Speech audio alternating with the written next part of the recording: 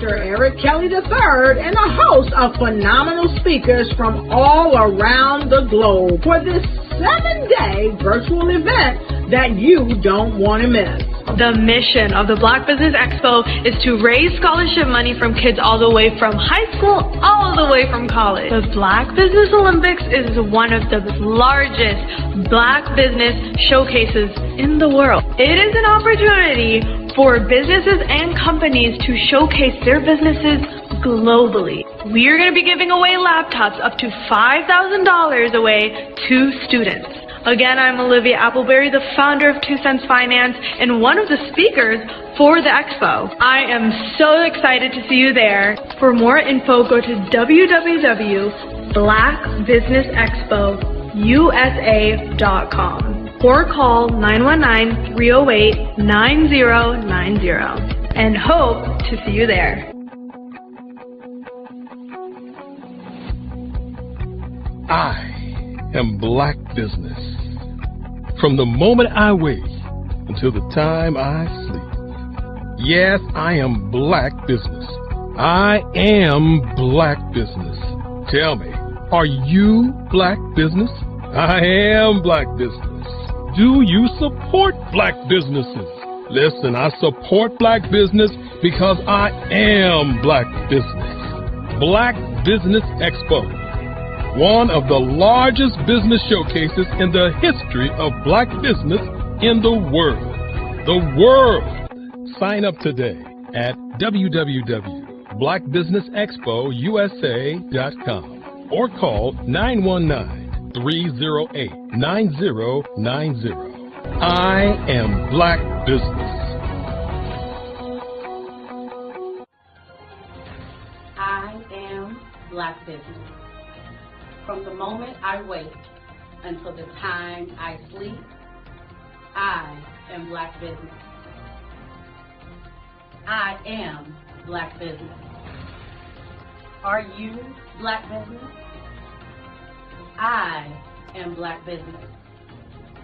Do you support Black businesses? I support Black business because I am Black Business. Black Business Expo, one of the largest business showcases in the history of Black America in North Carolina. Join Dr. Eric Kelly III and a host of phenomenal speakers from all around the globe for this 7-day virtual event that you don't want to miss. The mission of the Black Business Expo is to raise scholarship money from kids all the way from high school all the way from college. The Black Business Olympics is one of the largest Black business showcases in the world. It is an opportunity for businesses and companies to showcase their businesses globally. We are going to be giving away laptops up to $5,000 away to students. Again, I'm Olivia Appleberry, the founder of 2 Cents Finance and one of the speakers for the expo. I am so excited to see you there. For more info, go to www.blackbusinessexpousa.com or call 919-308-9090 and hope to see you there. I am Black Business. From the moment I wake until the time I sleep. Yes, I am Black Business. I am Black Business. Tell me, are you Black Business? I am Black Business. Do you support Black businesses? Listen, I support Black business because I am Black Business. Black Business Expo, one of the largest business showcases in the history of Black business in the world.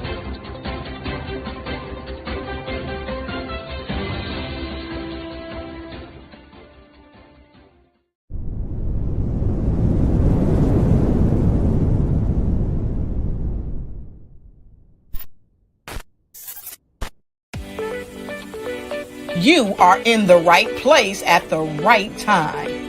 The Black Business Network opens again for its Black Business Olympics, a 24/7 broadcast on business, strategies, global branding, social media marketing, finance, advertisement, and much, much more.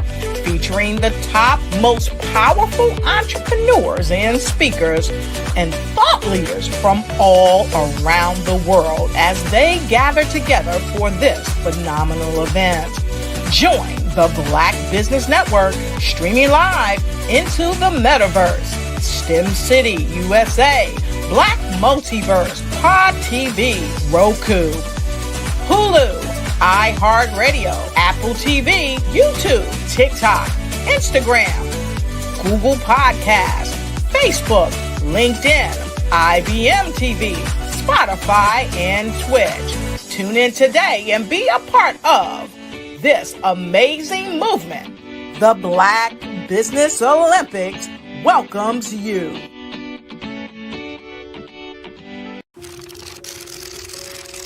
Bravery is not the absence of fear, but the ability to overcome it. We stand for those who defy suppression, who speak out, and those who walk the road less traveled. Everyone deserves to be seen and their voices to be heard. We're sparking a movement, growing a community of creators united by the desire for freedom, choice, equity, and ownership. At Fanbase, it's all for one and one for all.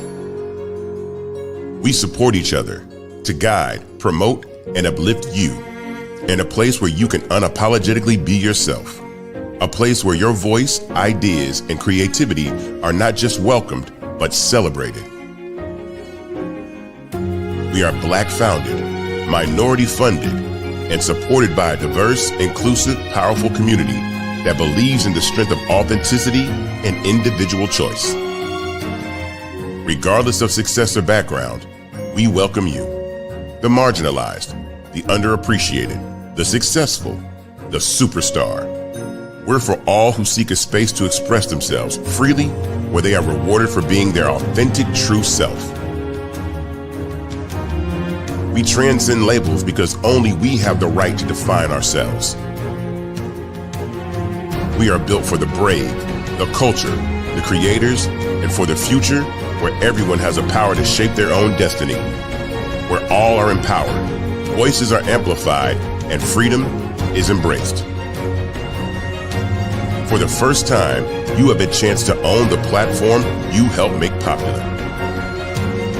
It's a revolution, a movement in how we connect, create, and share. Everyone is a creator, and everyone has a fan base. Here, you can be you without limits.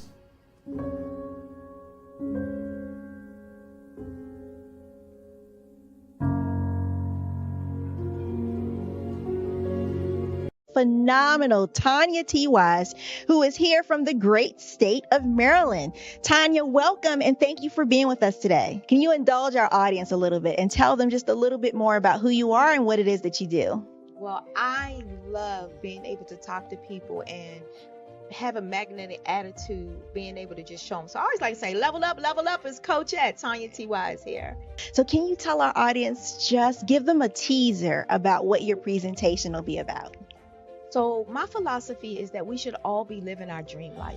So tomorrow I'm going to talk about how you start living your dream life. What are some of the things that you thought about in your childhood that you just kind of let go and dormant? Wow. And I want to reignite that and just give you some pointers and some tips, some tools, some strategies to be able to start living your best life now. And guess what, Wanda? And leave an inheritance for your legacy. Oh my goodness. Okay, I know that's resonating with a lot of people. I've heard that you have a dynamic coaching program. Can you tell us a little bit more about that? Absolutely. So our coaching program help people that have the lack of time, that lack strategies, and lack the confidence to go after their dream life. So we help them implement tools, we help them implement strategies, as well as give them resources so that they can live their best life now and leave that inheritance. Wow. Oh, I love that. I love the leave the inheritance part. Listen, you are dropping some major nuggets, and I know a lot of what you're saying is resonating with a lot of people, but I think we're all curious, how did you even make this transition into the speaking and coaching arena? What's the story behind this? So I started out in finance, and I realized that a lot of people don't necessarily go after their dream life because of the lack of finances or the education behind finances. But it wasn't until I lost my firstborn, my only son, that life changed for me. And where I was going after it all, living the corporate life, hit my 6-figure income and living in my dream house with my dream man, driving my dream car. I nearly lost it all when I lost my son. And so I realized it only takes one financial catastrophe that can change your entire life. That's what made me start All New Beginnings. Because no matter what's going on in life, there's a new beginning. And because of that, we develop a program called Wise Minded. My little slogan is, don't just dream it, let's live it. If they want to connect with you or work with you, what is the best ways for them to be able to do that? Well, for my social media guru, you can connect with me on every single social media platform as Tanya T. Wise.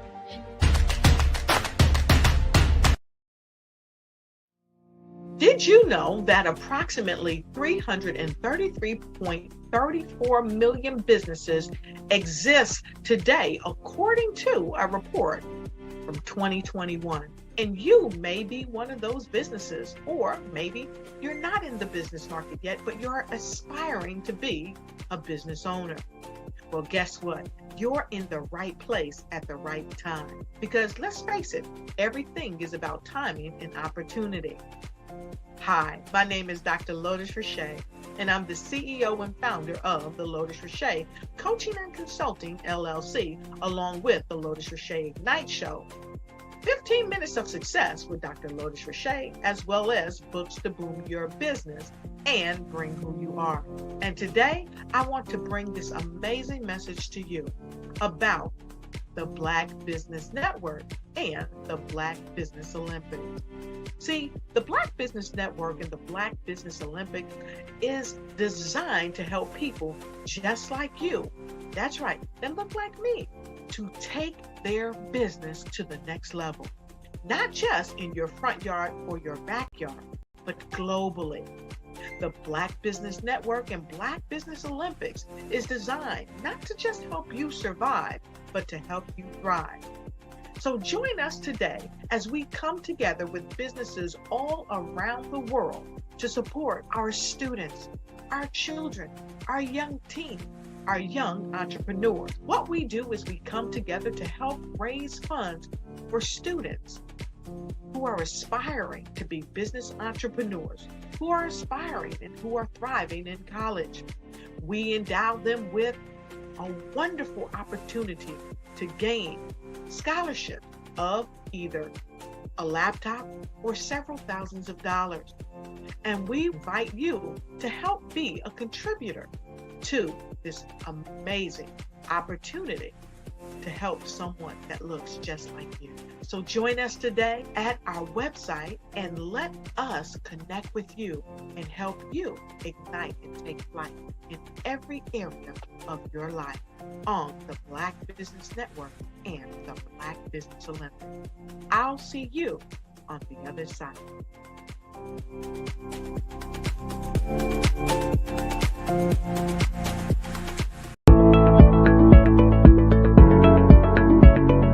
Prepare for what's coming and dominate in economic winter. Stand strong and thrive by showcasing your great products and services globally through the Black Business Network and Black Business Olympics. The Black Business Network has showcased over 2,000 companies with over $7 billion in sales each year. Over 10 million attendees have viewed the rebroadcast each month. Through the Black Business Olympics, unique styles of business training and mentoring are turning students into business owners and entrepreneurial warriors who will dominate in any economy. Gain the ultimate advantage of the Black Business Olympics, 7 days of unbelievable topics and speakers speaking around the globe. Donate your time and experience to provide expertise and scholarships to students worldwide and change the world. Now, more than ever, new insights, tools, strategies, and capabilities are needed. This is your chance for a major presentation to the world. Fill out the form and join the more than 2,000 speakers who have presented to over 200 countries. Join the Black Business Network streaming live into the Metaverse, STEM City, Black Multiverse Enterprises, Hulu, Amazon, YouTube, iHeartRadio, Apple, Facebook, LinkedIn, Pod TV, IBM TV, Spotify, and Google Podcasts. Sign up today. Spaces are limited, and we will see you there.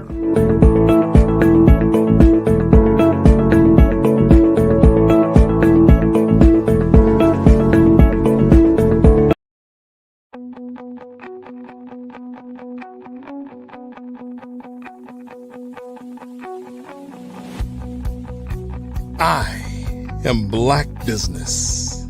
From the moment I wake until the time I sleep. Yes, I am Black Business. I am Black Business. Tell me, are you Black Business? I am Black Business. Do you support Black businesses? Listen, I support Black business because I am Black Business. Black Business Expo, one of the largest business showcases in the history of Black business in the world. The world! Sign up today at www.blackbusinessexpousa.com or call 919-308-9090. I am Black Business.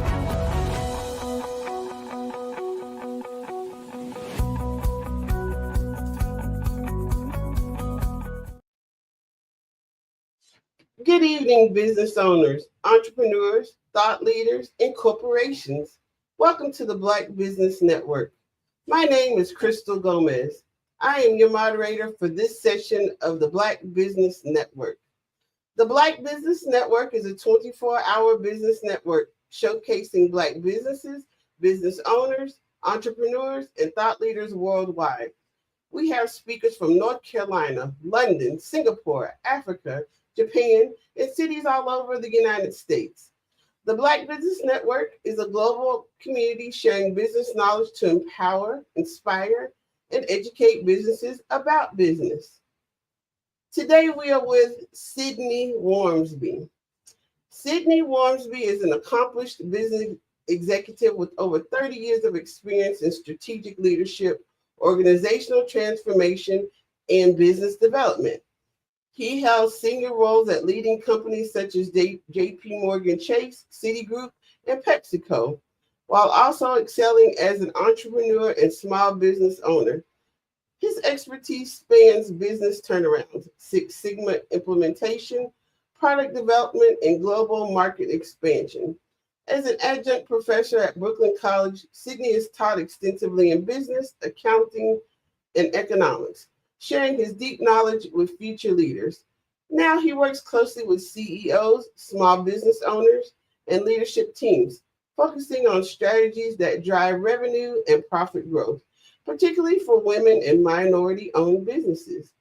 Beyond his professional achievements, Sydney is deeply committed to youth development, serving as a mentor, coach, and Sunday school teacher. A passionate leader and keynote speaker, he is dedicated to making a meaningful difference in both business and community life. I present to you Sydney Wormsby. Good afternoon. Good afternoon. How are you? I'm well. How are you today? I'm just fine, peachy keen fine, as they used to say. So things are going well, enjoying myself. Wonderful, wonderful.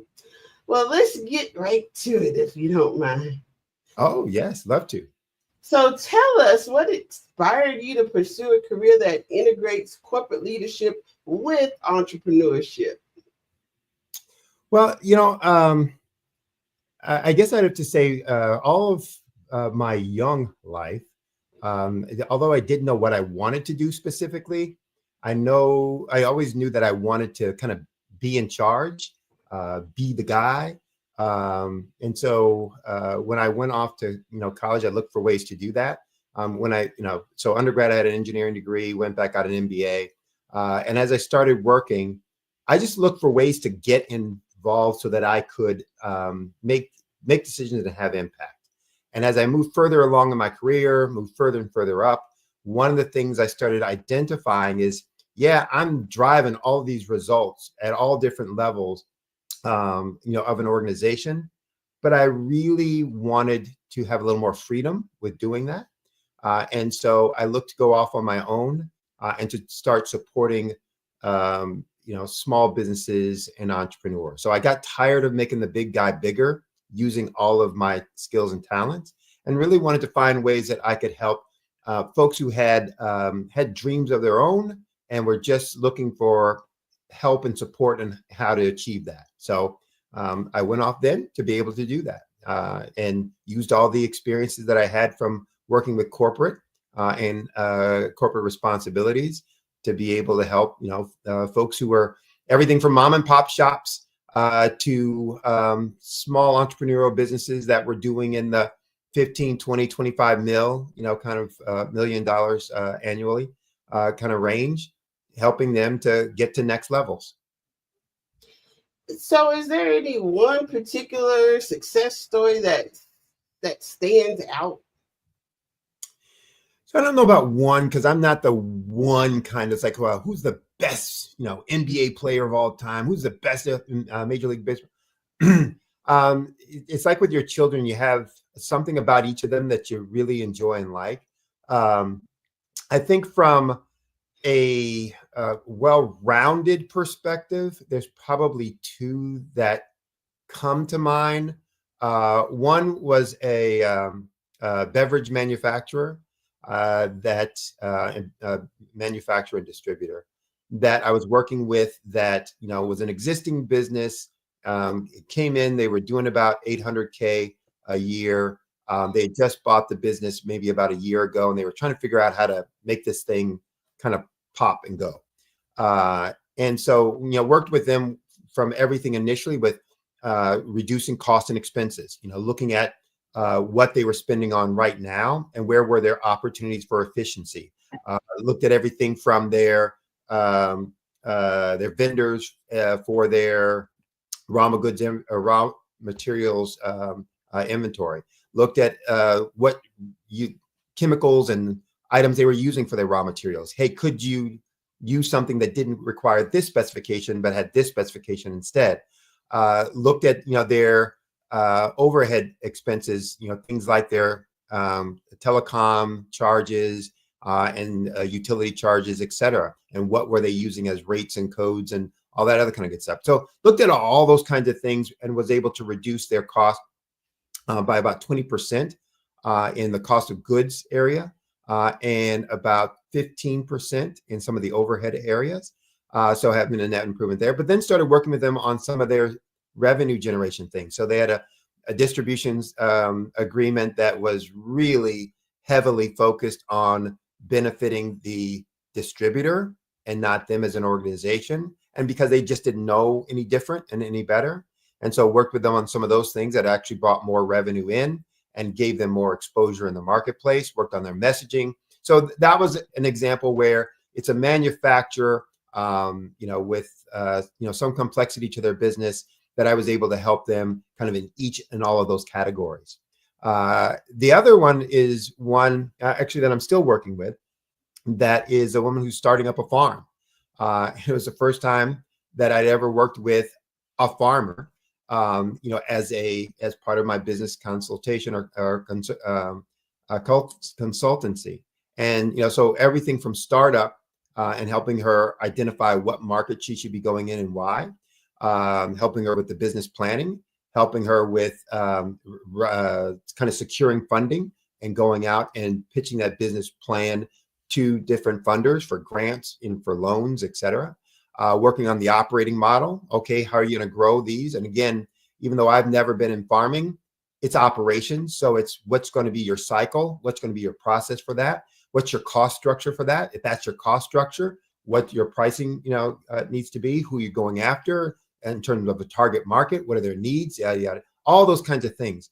So again, it was one of those things where it was holistic. And that's what I really love doing, is working on their entire business issues, because everything is integrated, everything is connected. And if you are going to work on resolving an issue, it's going to have a connection with some other aspect of the business. And I want to help them see that and help them solve that. And, those are examples of projects that I was working on and businesses that I supported where, we were doing exactly that, to their benefit. That's wonderful, because as small business owners, we tend to focus on where our problem areas may be and not realize that it's a result of the big picture. So that's very, very important that you help them see the big picture. And that's a critical piece too, Crystal, is that often business owners will experience a problem and they will identify the problem as the area where the problem is being reflected. So because I see it there, then the problem is from there, and the problem may be caused somewhere else. And an example of that, I was called in, for a business company. The owner called me in and said, "Hey, we have an issue with our inventory and our inventory management." And I asked, explain a little bit, and they went into some detail that they were getting a bunch of buildup of inventory, and they weren't quite sure, why they weren't managing it properly. They had this MRP system that was the materials requirement planning system that was put in place, and all this kind of stuff. So I asked them to send me some numbers, send me their reports. I looked through those and I said, they don't have an inventory problem. And so I went and I spent a day at the plant with them, walking through their business, just to confirm the things that I saw from the reports. And then I presented to them, and I presented that you don't have an inventory problem. What you have is a compensation problem. And they really looked at me like I was crazy. And I could tell they were ready to throw me out as if I didn't know anything. And so I thought, well, I better explain it to them pretty quickly, because I don't think they're going to give me much more time. So I then went through my explanation. Here's what's going on. As I look at your numbers, here's what you did last year strategically. You, initiated a new program, a new product that you started selling. And when you started selling that, you had a whole business plan around that how it was going to shift your business. Now, this is not stuff they told me. This was stuff I was finding through the numbers. And then they were nodding their heads like, yeah, we did. Yeah. How did you know that? And I said, but here's what started happening. Your salespeople were selling the same things they'd been selling last year, not consistent with what your business plan was for this year.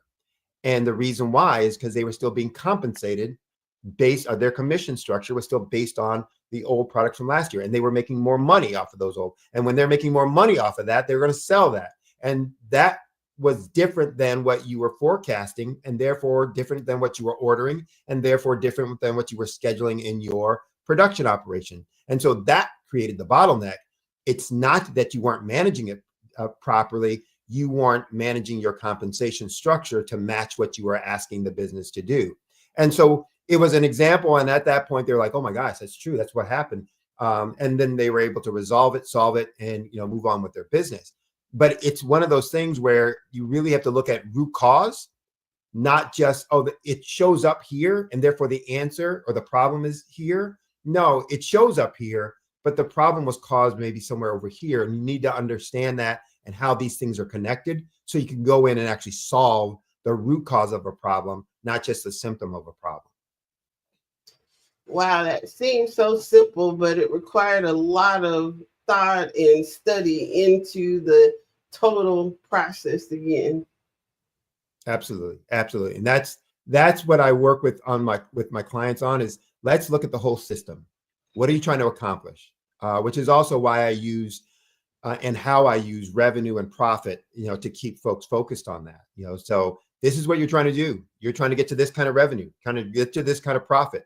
Let's talk about all of the ways that happens, what the systems are for making that happen. And then let's go through and put in the right systems and the right solutions within those systems so that you can achieve the things that you've envisioned for your business. So what is your approach to implementing Six Sigma and total quality management in organizations?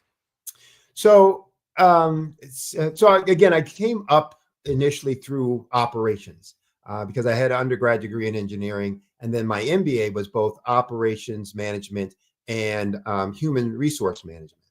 And so it was really about, making systems work, making processes work, and understanding, how to get efficiencies out of that.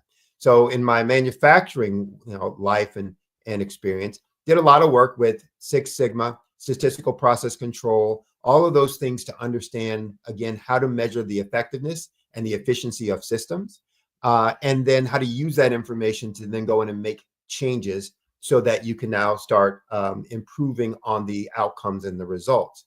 And so I use that. When I'm working with businesses now, I talk about my ability to double their profits in less than a year. And I do that with a concept that I call small changes to big things.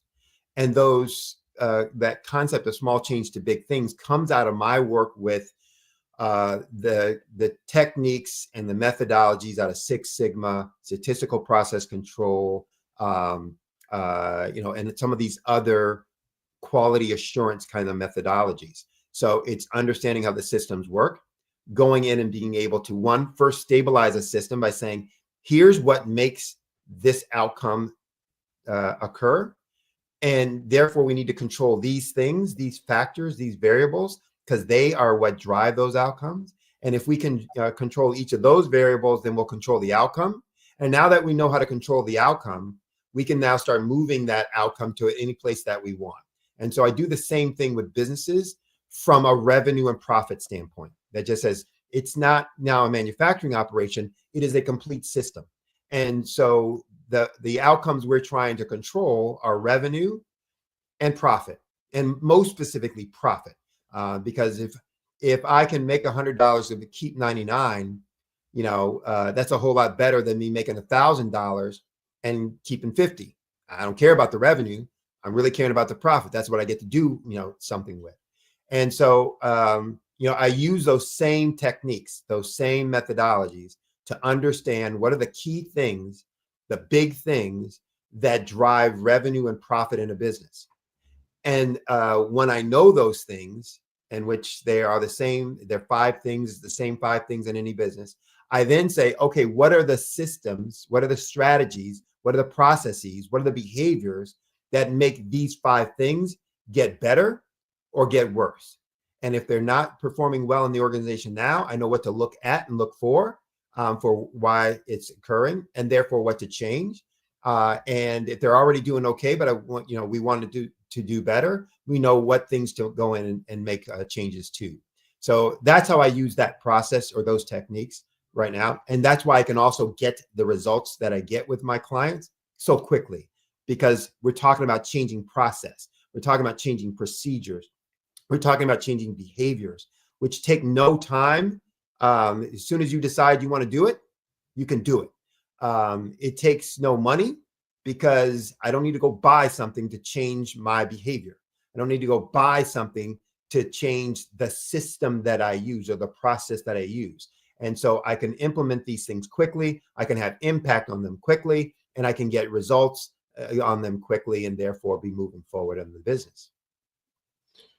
So what would you say is the most important business skill a leader should have to navigate complex situations? Ooh, the most. I have to pick from maybe 2. I might cheat on this one and say, not one, but a couple. I guess one is good problem-solving skills. The ability to really see and assess what the issue is. That's an important piece. But then the next piece is just as important. It's adaptability. How do you adapt what you are doing to correct and address the issues that you're identifying? So both of those things are important, but used in used in a logical way. So I do a talk that I call the 3Ds, and 3Ds for success. And in there, I talk about dedication as one D, discipline as a second D, determination as a third D. And dedication is simply commitment to a goal, an outcome. That if you're going to be successful, there has to be something that you're committed to, that you're not going to minimize, water down, settle for, or settle on, et cetera, et cetera, et cetera. It has to be something you're saying, I'm committed to that. And if you have that, then the next thing you really need to have is a discipline about how you're going to achieve that. And that's about a process that you're going to use, an approach, a strategy, et cetera. But that third thing is determination, because you're going to face obstacles. You're going to face sacrifices that need to be made. You're going to face challenges. You're going to face people who are resisting, or things that resist what you're trying to do.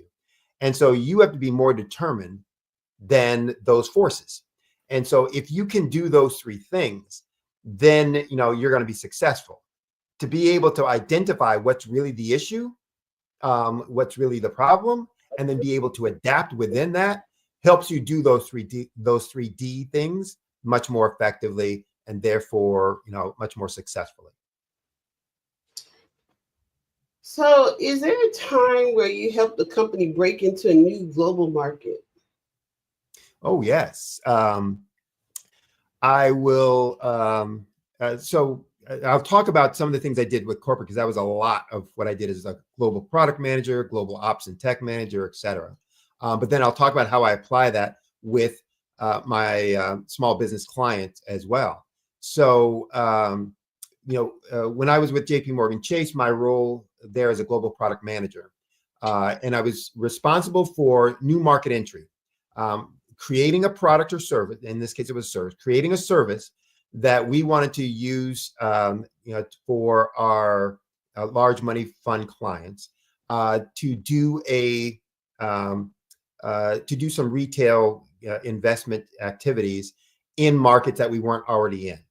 And so, that was my role. That was my task. And so as part of that, I had to go out and do everything from market research.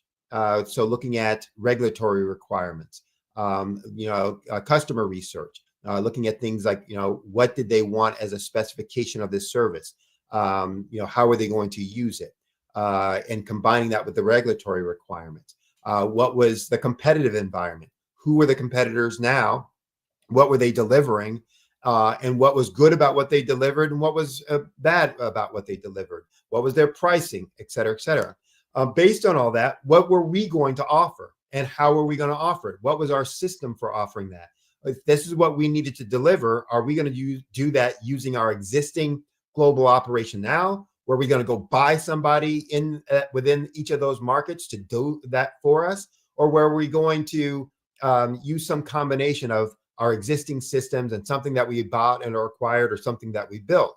And so then I had to pull all that together, and then we went out and sold that. So that was an example of what I did on a enterprise-wide, Fortune 50 company level in all these markets in Europe, in Asia, and Latin America.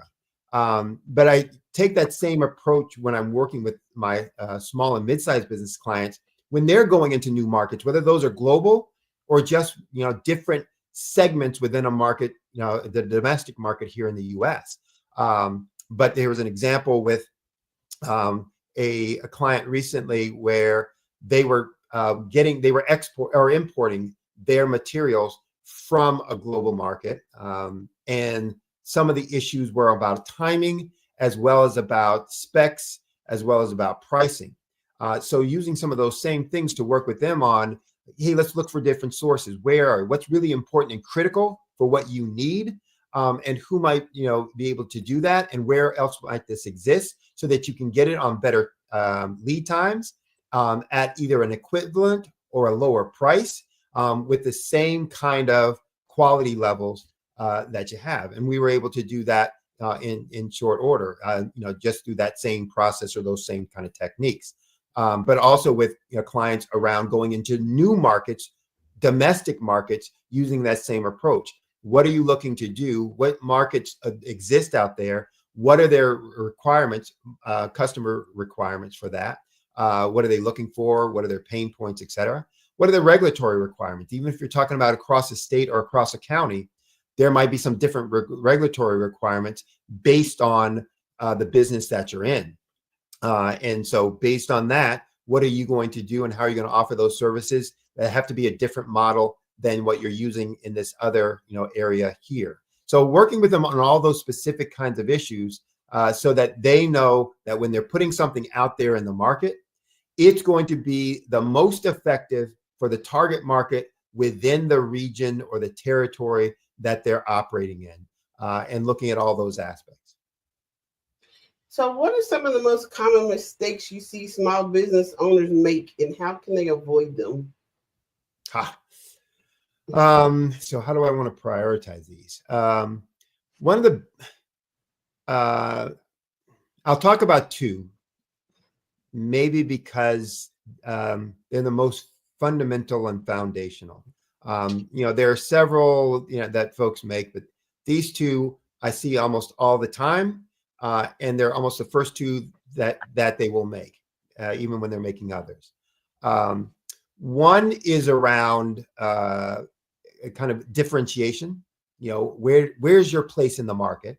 And they make a lot of mistakes around that. And I'll go into some depth and detail in a second. And the other is around scale and ramp up time or growth time, in trying to get to a certain scale and size. On the branding kind of market differentiation, one of the big mistakes I see people make when they first get into business and then long into their business is they're trying to be everything to everyone. And you've probably heard people say this when you ask them, so who's your target market?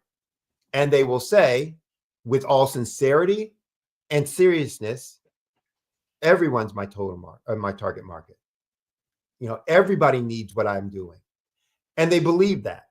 And first of all, it's not true. Everybody doesn't. Second, even if it were true, I can't market to everyone because everyone is different. And even if 5 people who are very different need and want my product or service, they're going to want it for different reasons. And I got to speak to them if I want them, to actually look at and evaluate what it is I'm doing. So that's one of the first things that I see is that they don't really understand who they're going after and why they're going after them and how to talk to them, because they kind of look at everybody out there as, who they're targeting. And they're doing that because they want to try and keep the funnel at the top as big as possible, because if I try, to niche down, then it's going to be so small that I can never make enough money. And I want to be a gazillion billion-dollar company in the next 3 months. And the idea is then, how are you going to design that product? How are you going to design that service? Who are you going to speak to? How are you going to speak to them? Where do those people hang out? And so now you start giving generic messages to generic folks in generic places that resonates with no one. And so that's the biggest issue. And what they need to do, and what I work with my clients on, is first and foremost understanding what is unique about you that no one else can say. That, a skill, an experience, a capability, what is truly unique about you that no one else can say, and how can or will you use that to solve a pain point that your target market has. And that's hard work to do. And when I start working with people on that, they struggle with that, mightily. And so I'm helping them to see who their real target market is based on their uniqueness. But I'm also helping them really see what is truly unique about them. And so from that perspective, what we then need to do from there is say, all right, now I can start making these other decisions about the business. What your product should be in terms of design, what your pricing should be, what your message should be to this set of the market versus that set of the market, so that it can be resonate and connect with them much more. So that's probably the first issue that I see with most businesses out there. Almost every business that I deal with has an issue that they're not differentiating themselves from everyone else. And so they become a me too. And all their marketing and communication become platitudes. We've got the best, people. We've been in business for 30 years, which means nothing to a prospective client.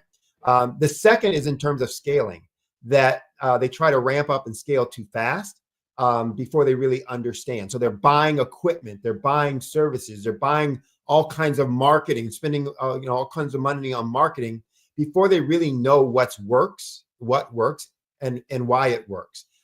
And so I often tell folks, one, outsource as much as you can initially, so that it frees up your time to really work on the business, and that you don't get bogged down in that. But two, so that you can control those costs and expenses and reduce fixed overhead, so that you can be more flexible and nimble and grow.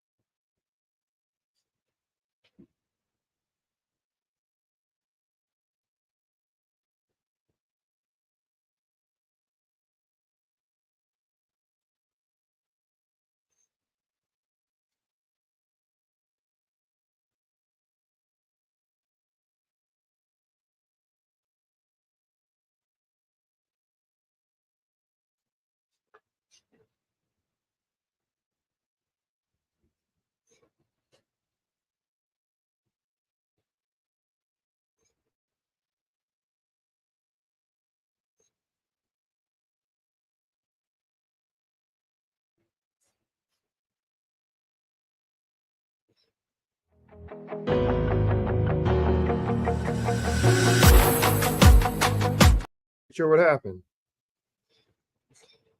All right. So I'm not either. How do you guide leadership teams to achieve explosive revenue growth? So I'll double back on what I was talking about earlier, that I hone things down to the few critical. And if I'm focusing on the few but critical, then I'm going to be able to work faster and deliver more. So it's, again, that small change to big things. There are 5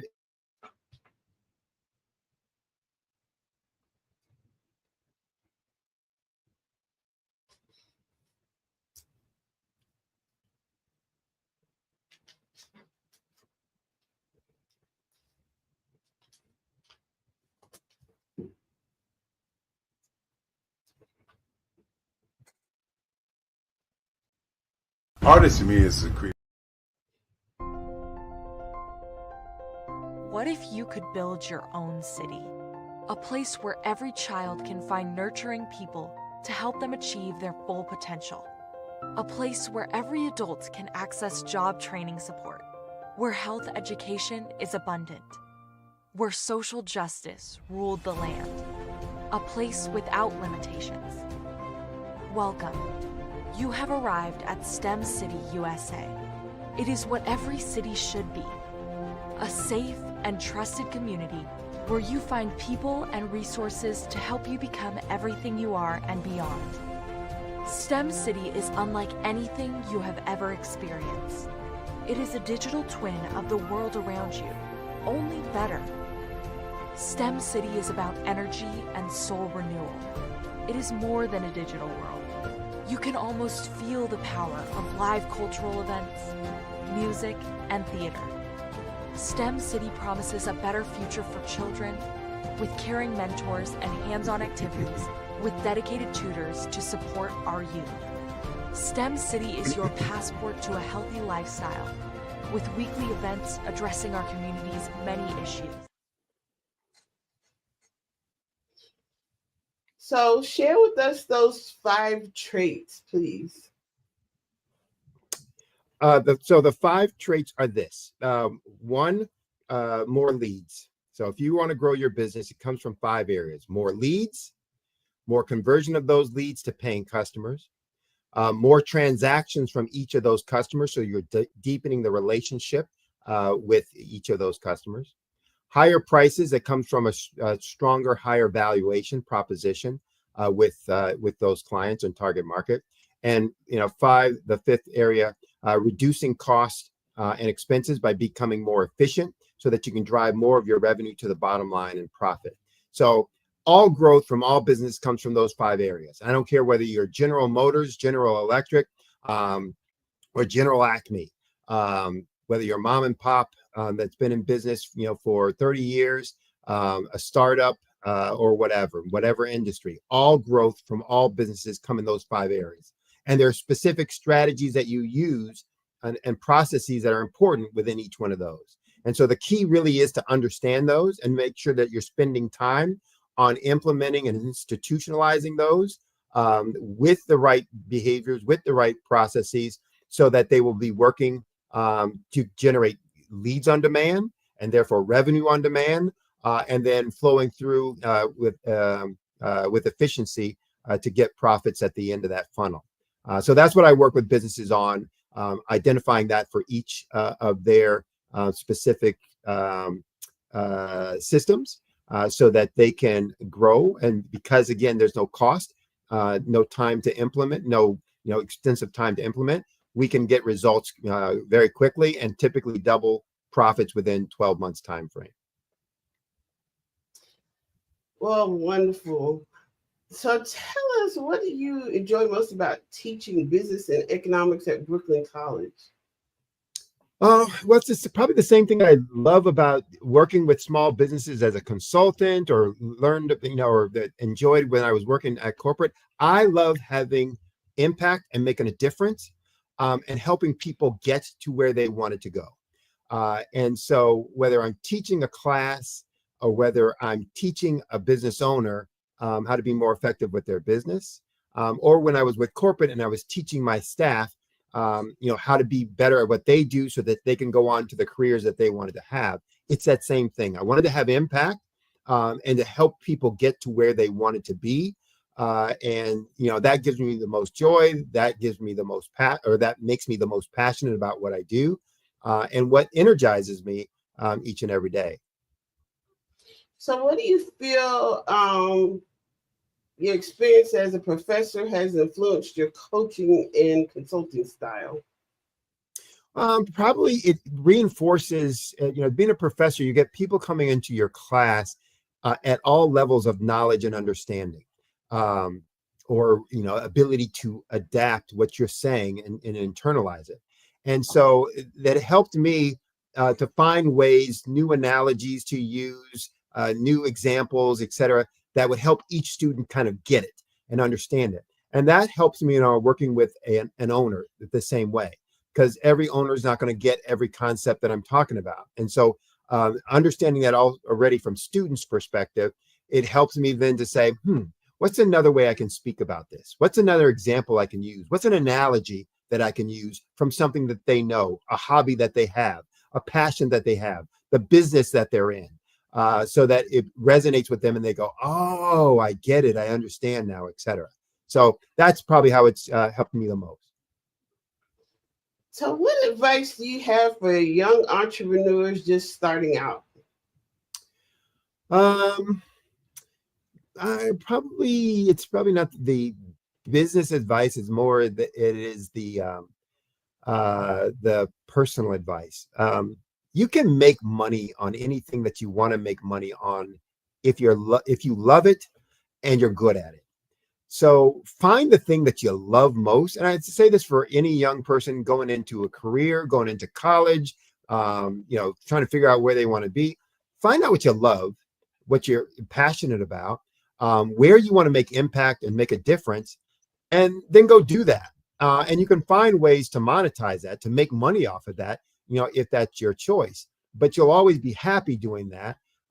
And you'll always feel fulfilled doing that. So if you're going to chase over, well, this is the hottest new industry and I want to have a business over there, then you're going to find yourself chasing things all your life going forward and maybe not being happy. So the biggest advice I would give is find what you're passionate about, find what you love to do, determine how you want to make impact and go do that, go make impact in those areas. And, you can find a way to make money and make a living, in any area then. And a lot of money, in any area, if that's your choice. So how do you mentor and empower women and minority-owned businesses? So probably, most of my work I do with either women-owned or minority-owned businesses, not exclusively, but, I have a mission and a passion for that. And because they have often been excluded or don't have access to someone with the resources or the knowledge or experience that I have. And so I have a special interest in trying to make sure they get access to that. And, they face the same difficulties as every other entrepreneur out there.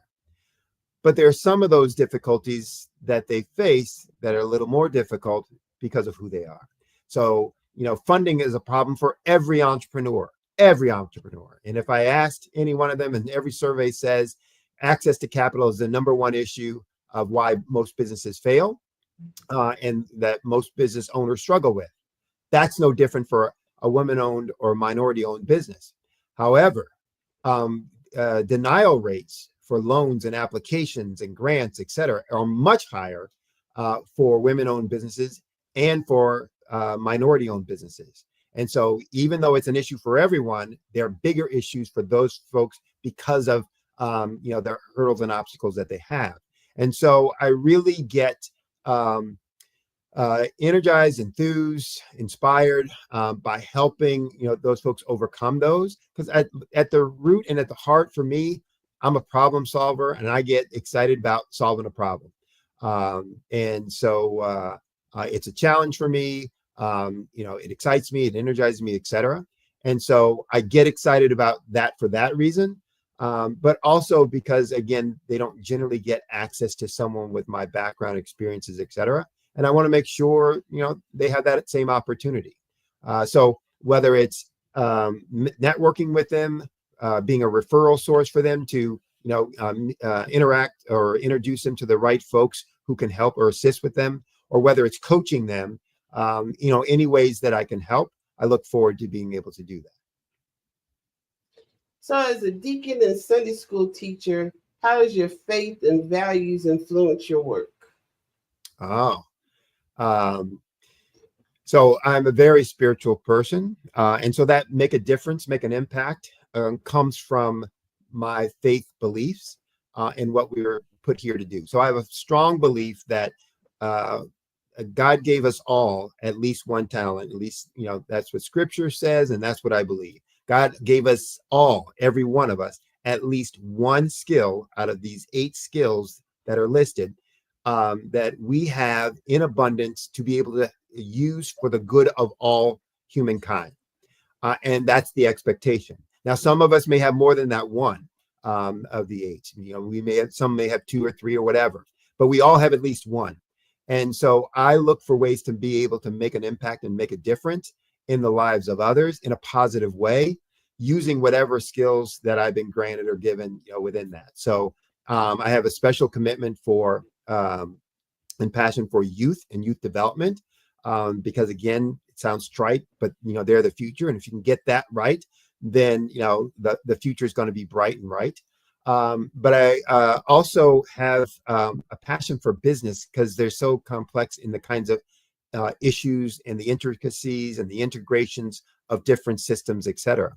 And so, my faith formed my desire to make an impact and make a difference, and to do things for the common good.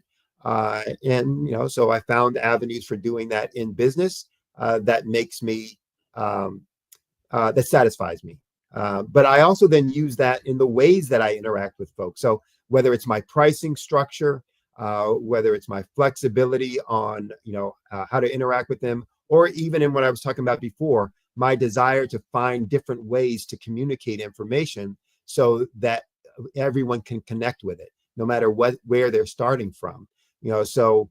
I try to make money not the issue. I try to find a way that I can design my offerings to folks so that no matter where they are on the financial spectrum, that I can create an offer that works for them and works for me. So, flexible pricing terms. I have a guarantee that I provide, and I provide that guarantee because of my commitment to service and delivery. That, look, it's not my time that you're buying an outcome. You want a result. I want to guarantee that result, or I don't deserve what it is that I'm asking you to pay me.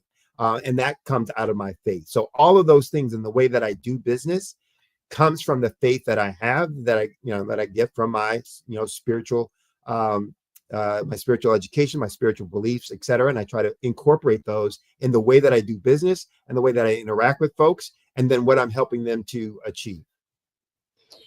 So how do you balance your career with your passion for youth development? So everything has to be in balance so you keep getting energized. You can't do everything in one area and nothing in all those others. So I have a lot of youth development work. I stay busy with, so I'm on different organizations on their board or volunteer. I do coach youth sports coaching. I do youth sports training. But I also, enjoy the business side of things and helping business owners, achieve what they want, using the same kind of skills, the same kind of process and kind of mental approach, but just with different segments that, have the similar kind of a need. So what motivates you to stay active as a coach, an athlete, and a volunteer? I'm going to sound like a broken record, but it's just that that desire to make an impact, to have a positive impact on as many people as I can. And that's what motivates me. It can get me in trouble at times. And there are people out there listening to this that, it's like, this will resonate with that. You find yourself involved in so many things that you're like, oh, I don't have a minute. I don't have I just want to take a breath. But every time I then think about something I'm going to drop off my plate so that I have that time to breathe, I go, oh, but then I wouldn't be able to do this and I wouldn't be able to do that. So let's keep that on, et cetera. And it's, I can't ever think of a time where I was,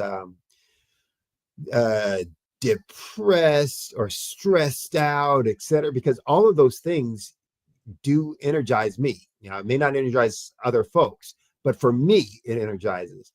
And so if I wasn't doing all those things or involved in those areas, that's probably where I would be, either more stressed or, less happy, less content, less satisfied.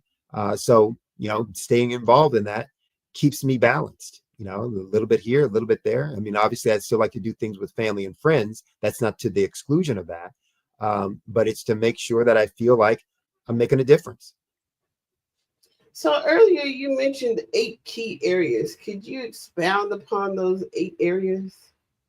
Be more specific in terms of which, what was the original question I was asking or talking about in the 8 key areas?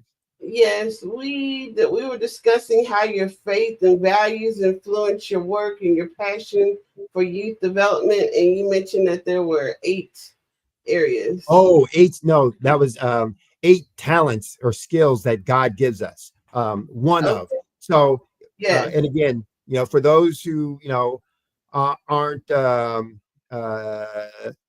maybe spiritually focused, this will still resonate.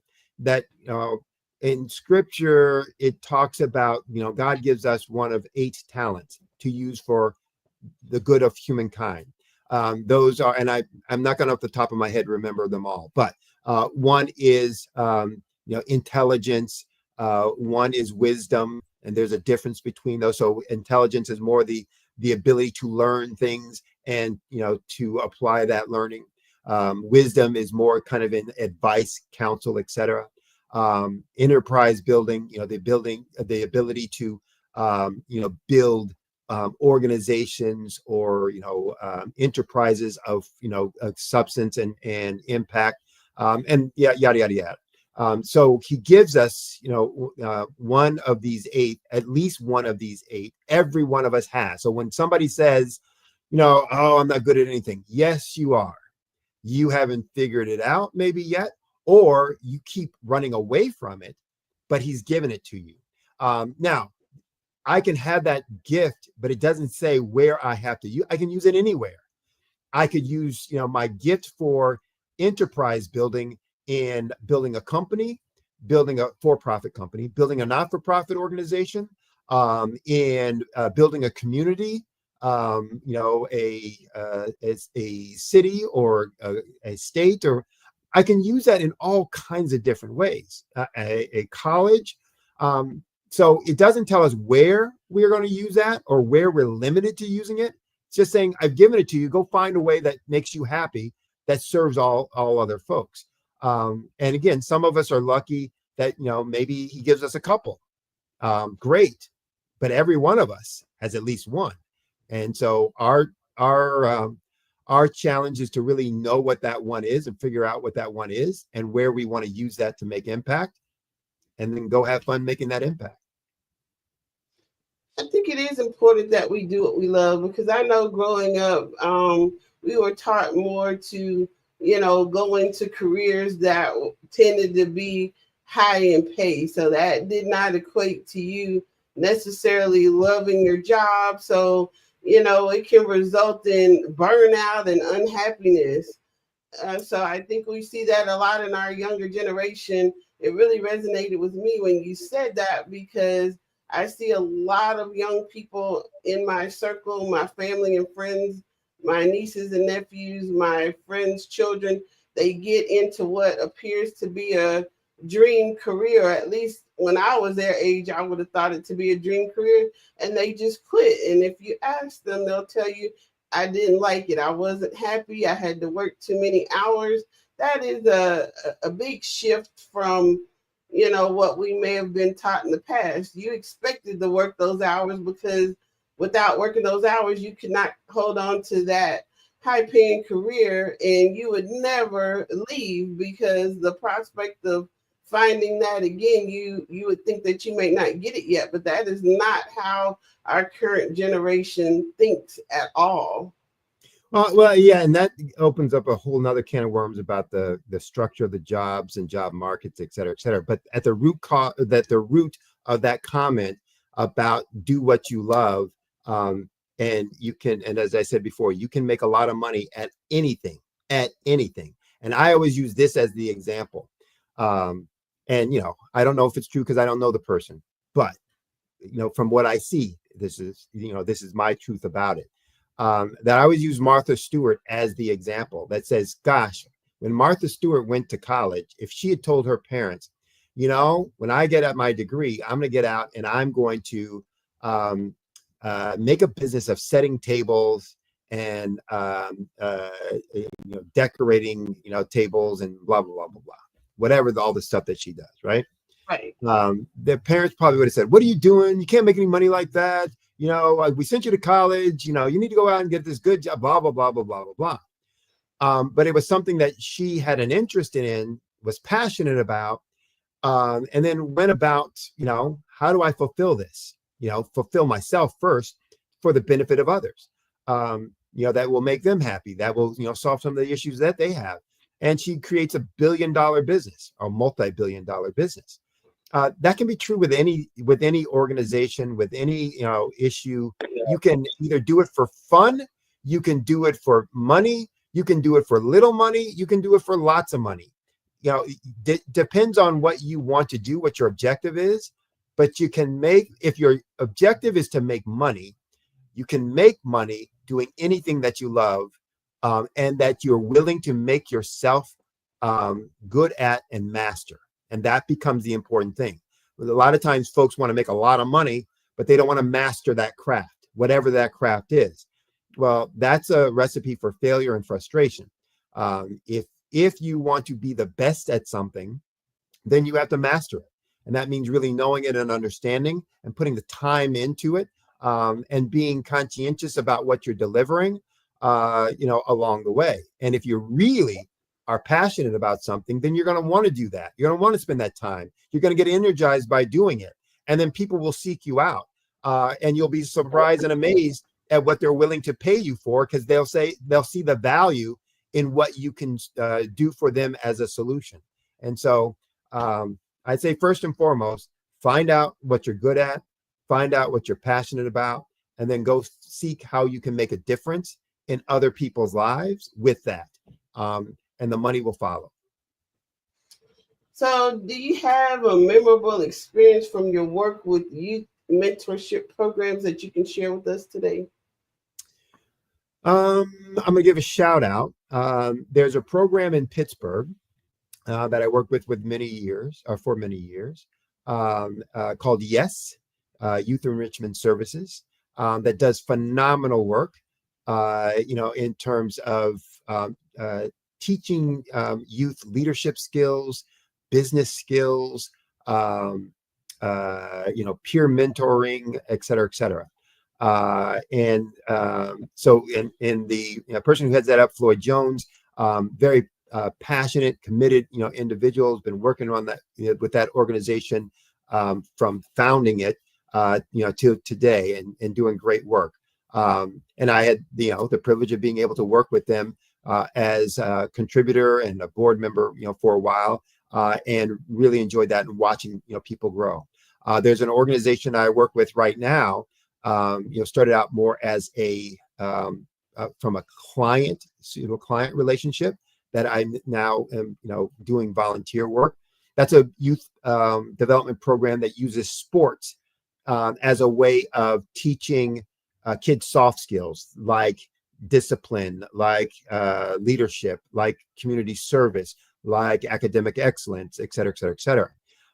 And within that, we've been able to use sports as a way of getting, kids into marginalized or kids from marginalized communities, underserved and underrepresented communities, to get scholarships, free tuition, and significant scholarships at some of the best boarding schools in the region, that allows them to kind of change the directory of their life. And just based on what we've been able to do with them on both the baseball piece, as well as the kind of soft skill development piece. But what's amazing about that is we take, in that program, they take kids regardless of their ability to pay or their ability to play. So they will take a kid no matter if they've never touched the ball before, and develop them in their baseball skills, in their sports skills, and whether they can't, their families can't afford it, we'll provide them scholarships for that.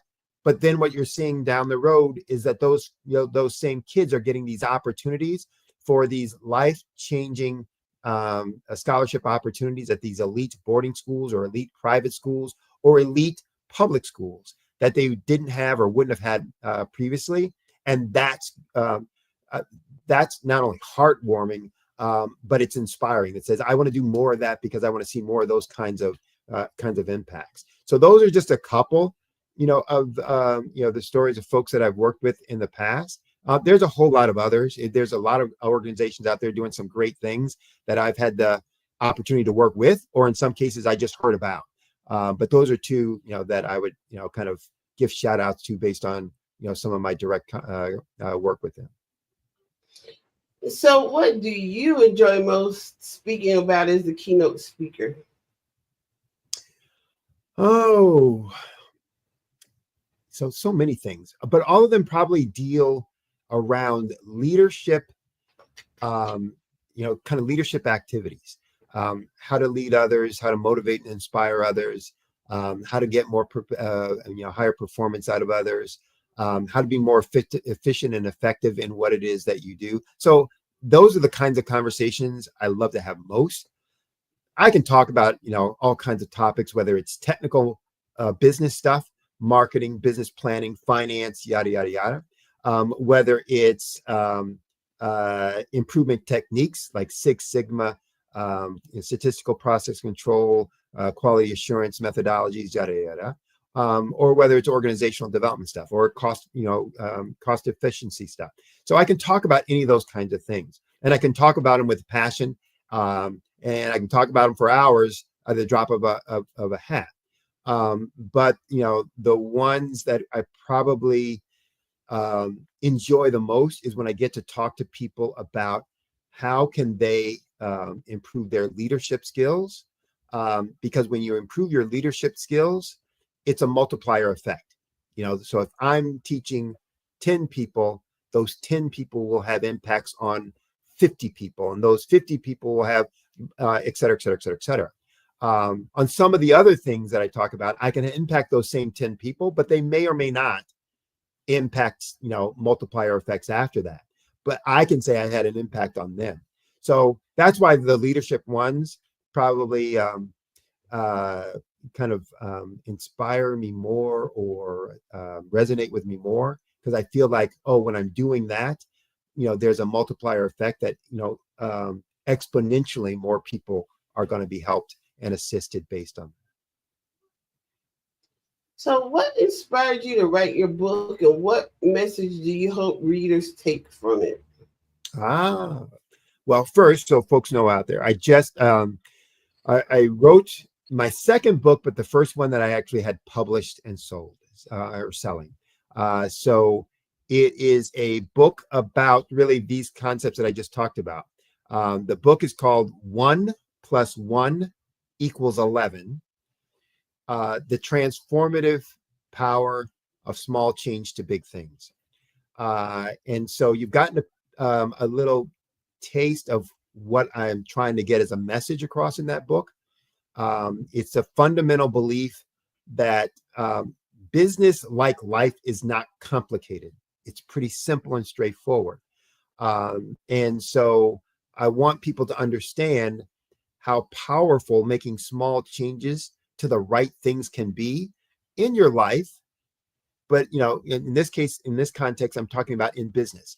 If you know the right things to work on and you make small changes to those things, that you can have transformative power over an organization, over a business. And that's what that book is about. It goes through, and when I talked about the 5 areas that all change, or that all growth comes from, there are approximately 40 different strategies that you can use within those 5 areas. Now, when I'm working with clients, I typically, in my first year, going to work with them on probably about 12. So in the first 9 to 14 months, depending on the size of the company and how deep the issues are, I'll go through those 12 categories for progress and growth. But there are a total of 40. So the book goes through a little bit about some of the sample strategies you can use in each of those 40 areas and 40 strategies. So it's a book about 388 pages. It gives you some insight and ideas of things that you can do, specific things that you can do within these areas for growth. I wrote it more probably academically, meaning I didn't put as many examples, in there, because that would have made it even longer, and I didn't think that was probably the best way to go. But it gives people very tangible, specific things that they can do. You can buy the book, shameless plug. You can buy the book on Barnes & Noble. So if you go to Barnes & Noble, and it is, again, 1 + 1 = 11, the transformative power of small change to big things. And you can buy it online. It's not in stores. It's only online at this point. But would love for folks to reach out and get that and give me feedback. If you get the book, put a review online, that would be helpful and useful, and give me feedback directly about what you thought and how you're using it. Or if you have any questions once you get it, that how would I implement this within my business? Feel free. I think my contact info is on the back cover. So you can always reach out to me and then just say, hey, I want to, implement, your strategies for downsell in my business. How do I do that? Or what's the best way for me to do it? Happy to give feedback, to folks on that. So that's what I wanted to accomplish with the book, is to start giving people tangible things. I'm about empowerment.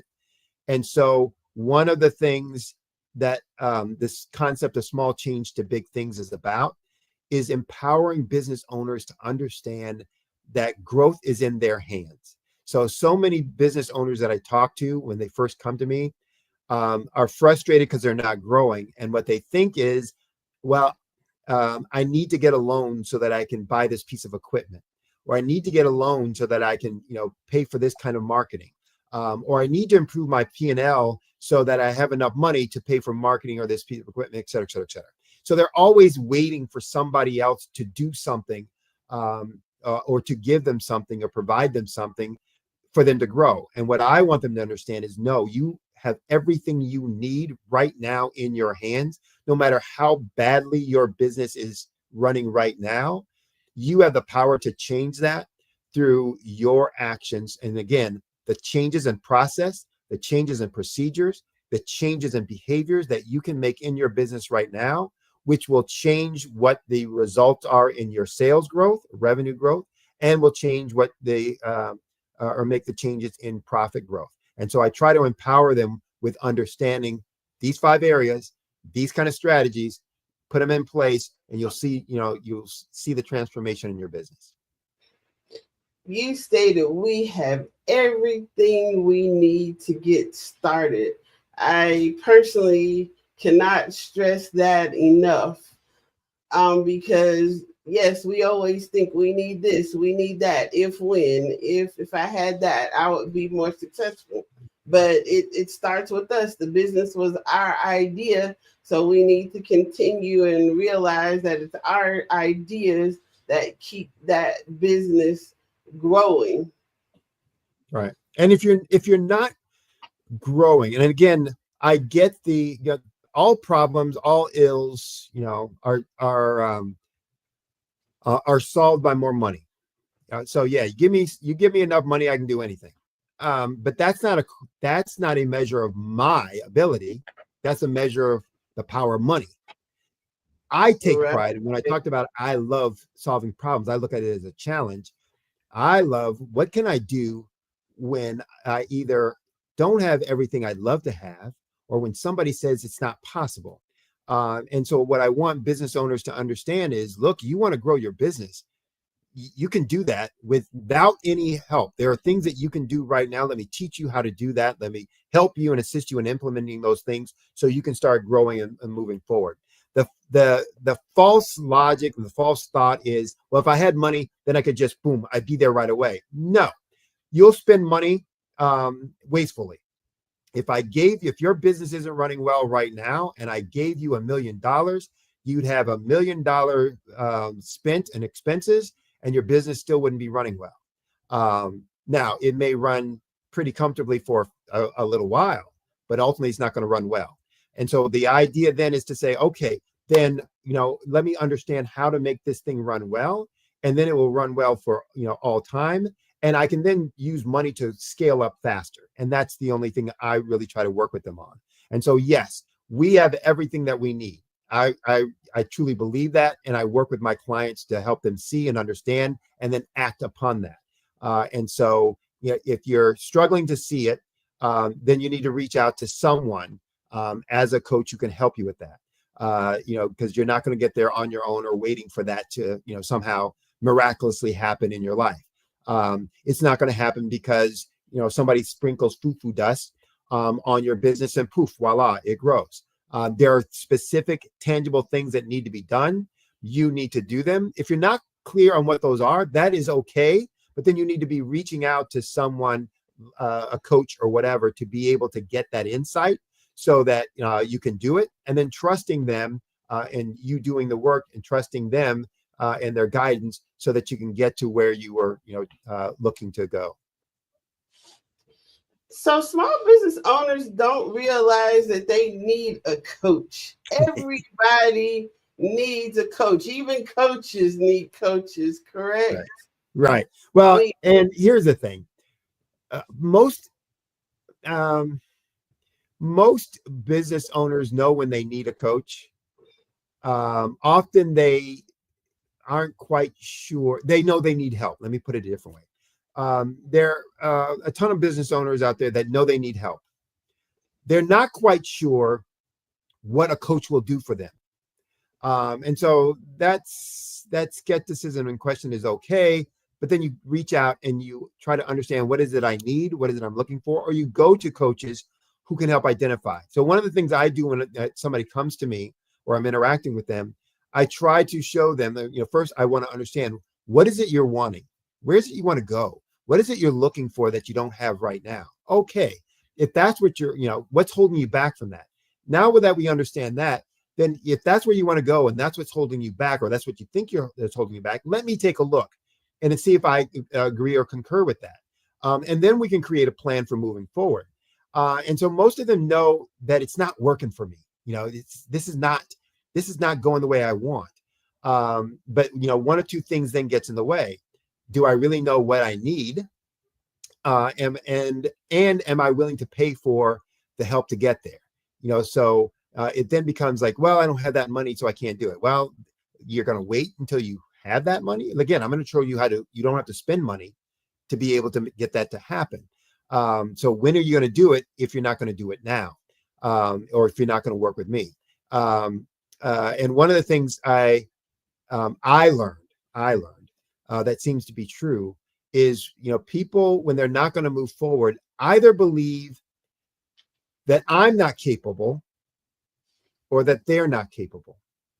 And so when I'm working with prospective clients, I'm trying to determine if they're hesitant to work with me because they think I'm not capable, or are they hesitant to work with me because they think they're not capable? And those are two different problems to solve, or two different questions to answer.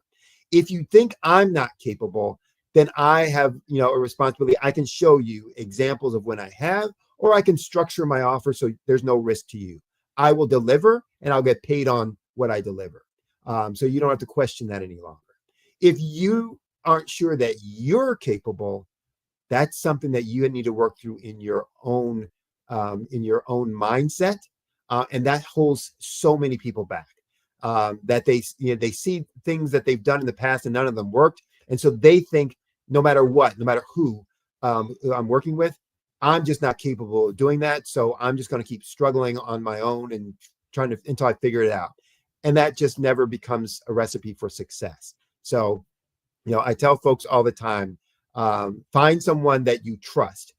And trust means that you believe they have your best interest at heart, and that they have, enough information and knowledge, experience to be able to take you forward in the journey that you're looking for. Even if they can't take you all the way to bright, if they can take you forward, they'll take you to a point where you can get to the next person. But you need to start relying. If you're not able to achieve it yourself, you need to start relying on someone who's done it before, who can guide you to that next outpost. So let's talk a little bit more about imposter syndrome. The make it to you, or the fake it till you make it? Yes. Yeah. What's the question?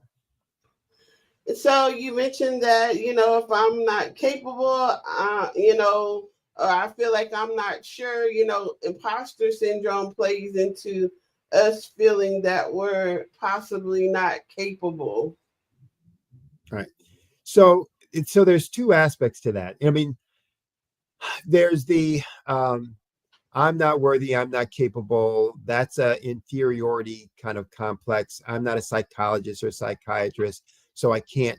I can only speak to it from a leadership perspective with people that I've managed or led and motivated and inspired.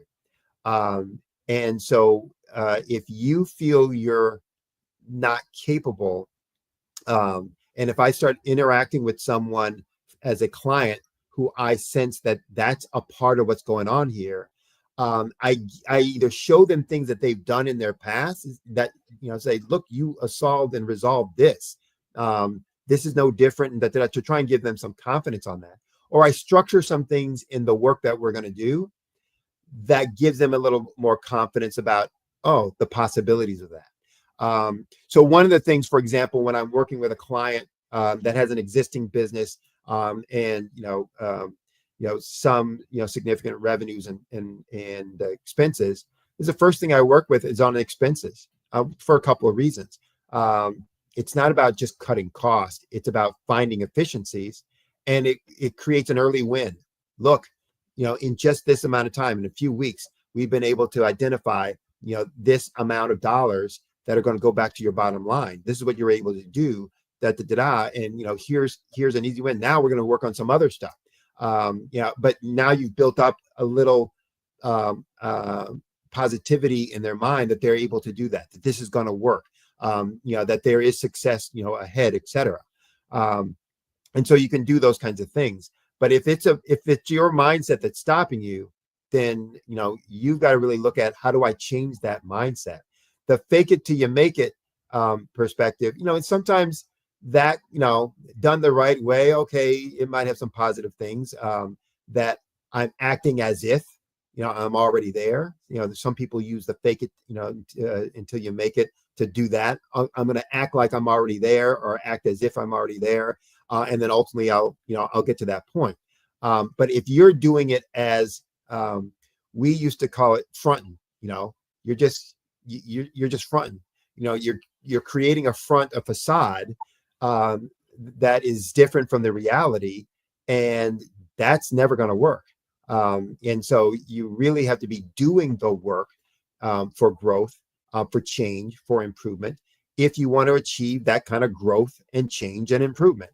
And so it's not about faking, it's about finding what is, missing in the gap from where you want to be to where you are, or from where you are to where you want to be. And then what are the strategies that are going to close that gap? And then start working on those things. So find them and then fix them, so that you can, close the gap.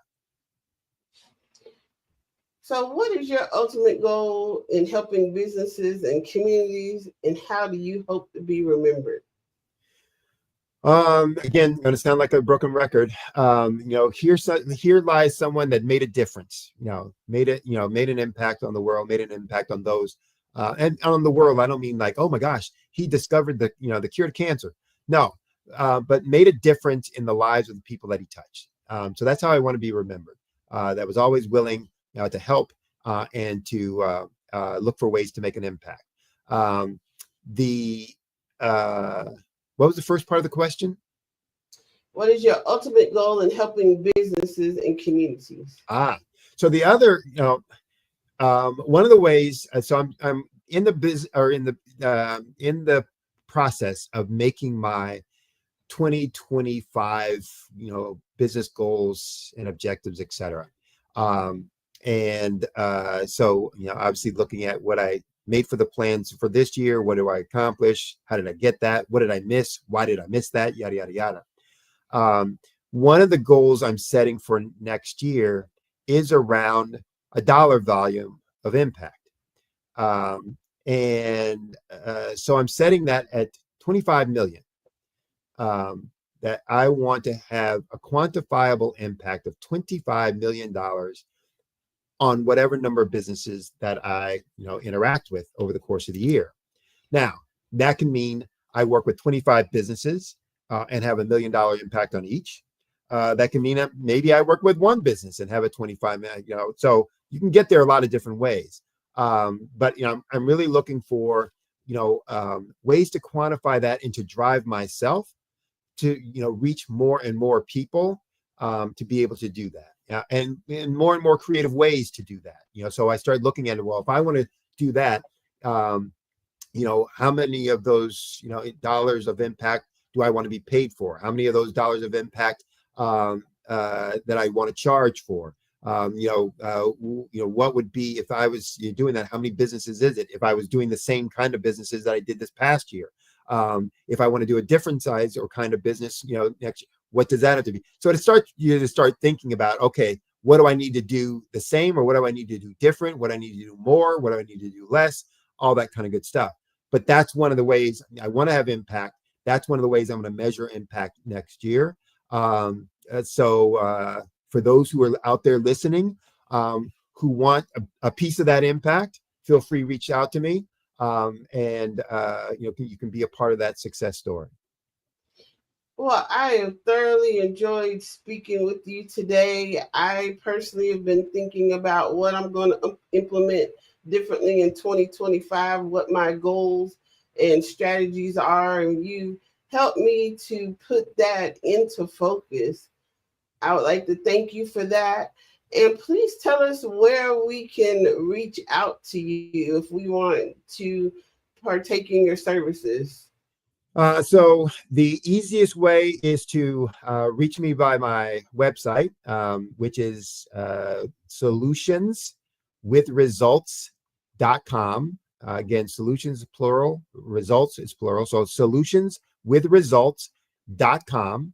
On that website, you will have a contact page, so you can, email me, you can call me, you can send a specific question about your business and an Ask Sydney question, and I will answer that within 48 hours.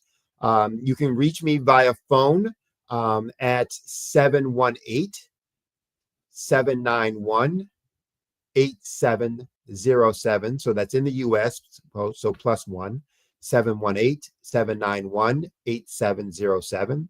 Or at my either one of my email addresses, Sydney W, so SIDNEY W at solutionswithresults.com, or my other email address, which is swarm, SWORM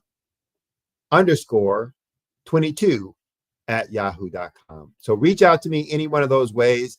I'm also on Instagram at Sydney Wormsby.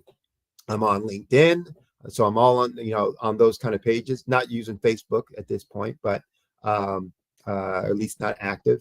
But I am on LinkedIn, on Instagram, and from my website. So would love to hear from folks. And again, if you're needing help, guidance, assistance on your business, would love to be able to help out. If you're even just trying to figure out what should I be looking at for next year, I do a free consultation that will allow you to understand what your growth opportunities are by looking at what you've done already this year and where you want to be, and giving you some insights as to specific to your business as what you could do, and therefore what impact that would have on your specific business. So any one of those ways. Genius is common, and we'll see you on the other side. Thank you. Bye-bye now. Bye-bye. The Black Business Expo's mission is to raise funds for high school seniors going to college or K-12 entrepreneurs.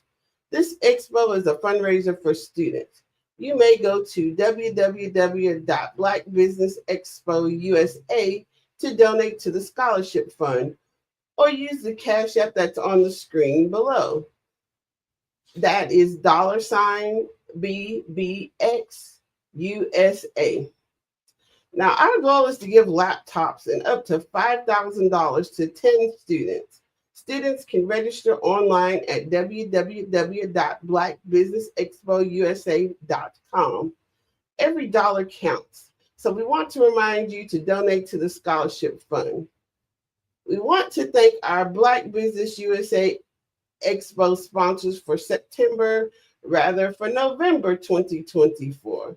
And they are NC100, Suede Soul, the Carolina Virginia Minority Supplier Development Council, Step Management, Margie McLean Foundation Incorporated, Genius is Common, Executive Women's Success Institute, the Quality Coaching Company, Superwoman Business Services, Creative Force Studios, Lee Entertainment, the Black Business Olympics, Artistic App Design, Banks Law Firm, Black Business Expo USA. Genius is common, and I'll see you on the other side.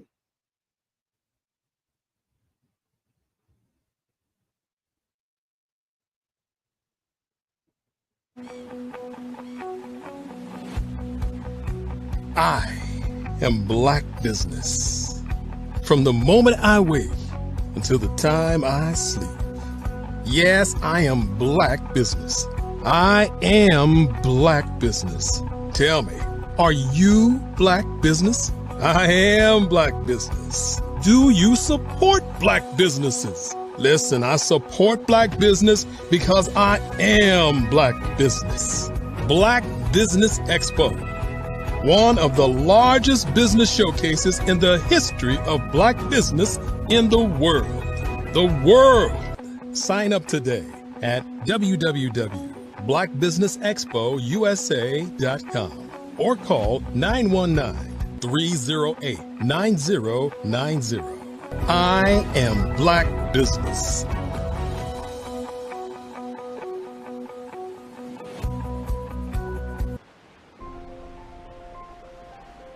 What if you could build your own city?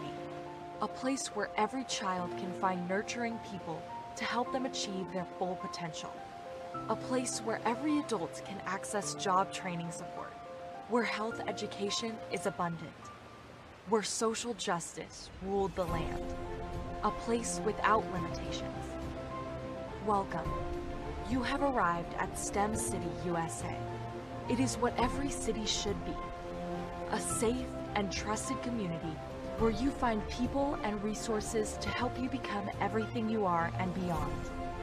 STEM City is unlike anything you have ever experienced. It is a digital twin of the world around you, only better. STEM City is about energy and soul renewal. It is more than a digital world. You can almost feel the power of live cultural events, music, and theater. STEM City promises a better future for children with caring mentors and hands-on activities with dedicated tutors to support our youth. STEM City is your passport to a healthy lifestyle with weekly events addressing our community's many issues. STEM City is your financial well-being with helpful information on wealth management, career advancement, job training, and so much more. STEM City is the community you deserve. It is the city where your dreams can come true. STEM City USA, a place in the sky that is accessible to all who reach for the stars.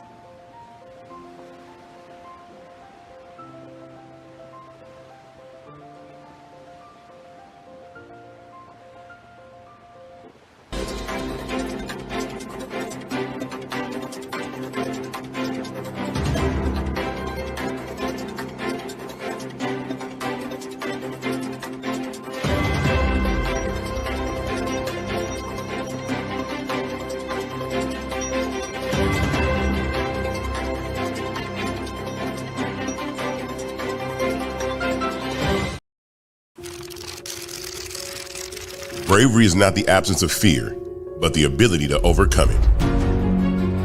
We stand for those who defy suppression, who speak out, and those who walk the road less traveled. Everyone deserves to be seen and their voices to be heard. We're sparking a movement, growing a community of creators united by the desire for freedom, choice, equity, and ownership. At Fanbase, it's all for one and one for all.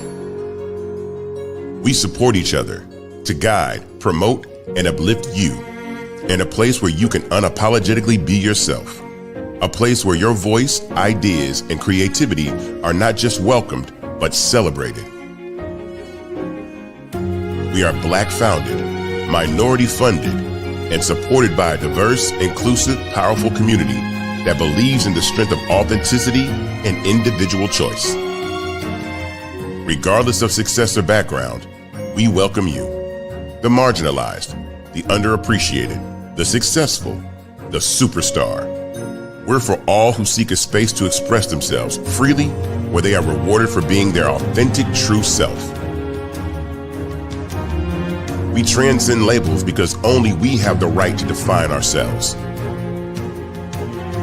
We are built for the brave, the culture, the creators, and for the future where everyone has a power to shape their own destiny, where all are empowered, voices are amplified, and freedom is embraced. For the first time, you have a chance to own the platform you helped make popular. It's a revolution, a movement in how we connect, create, and share. Everyone is a creator, and everyone has a fan base. Here, you can be you without limits.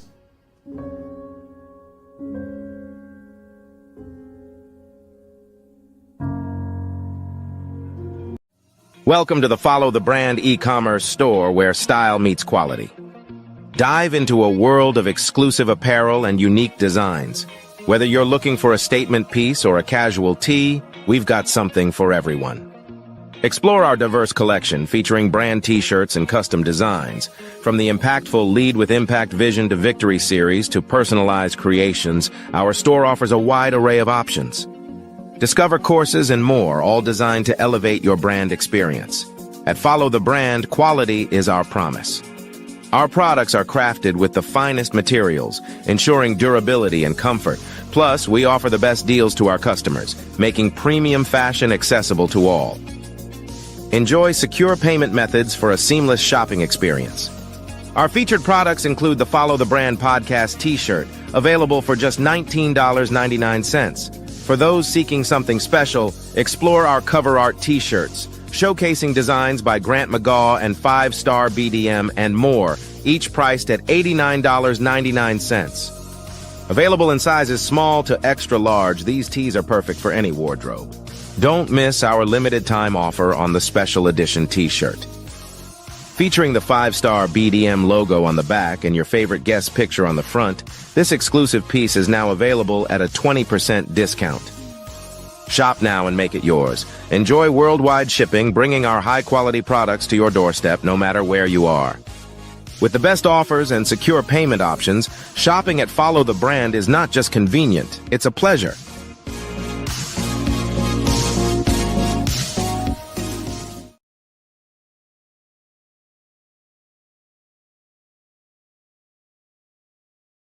Are you a forward-thinking entrepreneur or business owner?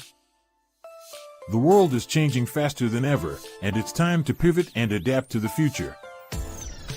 Hello LLC is here to help you do just that.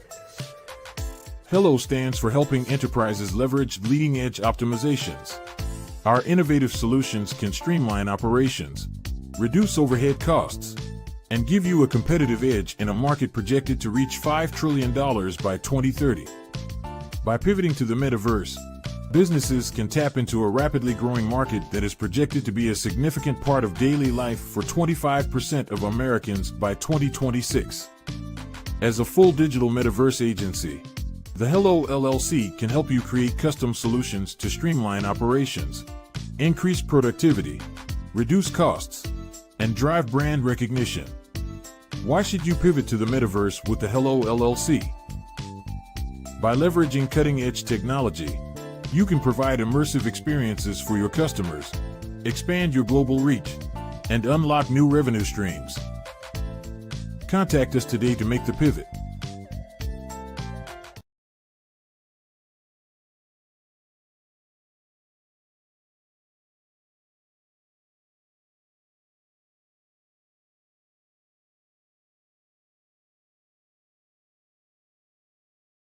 Phenomenal Tanya T. Wise, who is here from the great state of Maryland. Tanya, welcome and thank you for being with us today. Can you indulge our audience a little bit and tell them just a little bit more about who you are and what it is that you do? Well, I love being able to talk to people and have a magnetic attitude, being able to just show them. So I always like to say, level up is Coach at Tanya T. Wise here.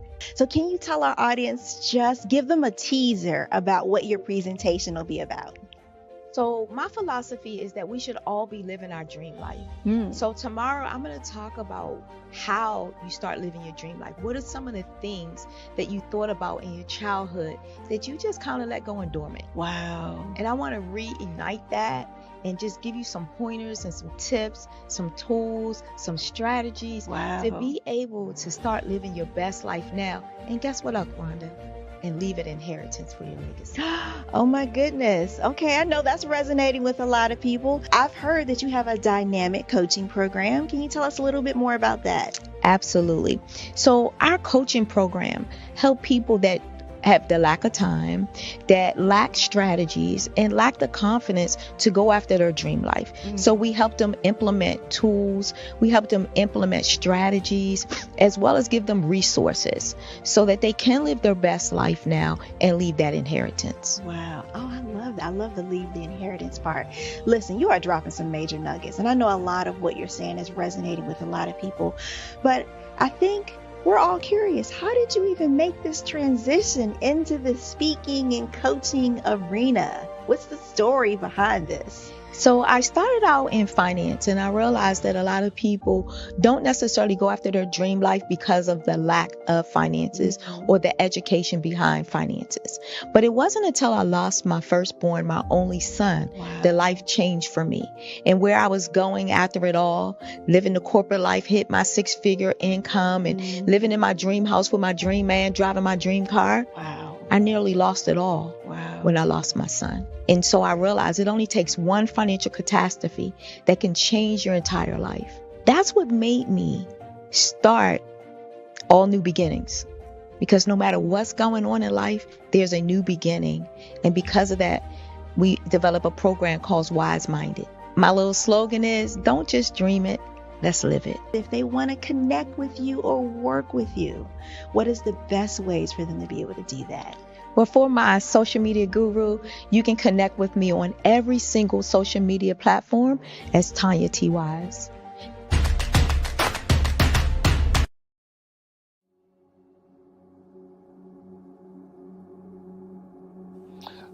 I was born and raised in southeastern West Virginia, the coal fields. My father was an AME minister.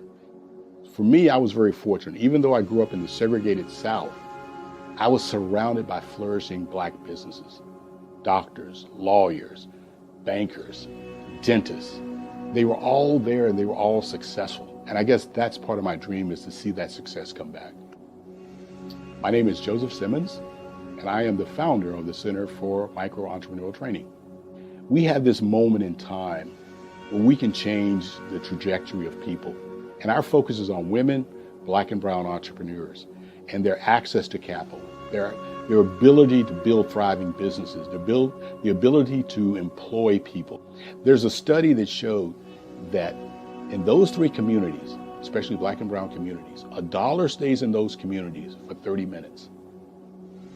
In white community, $1 stays in their communities for 8 hours.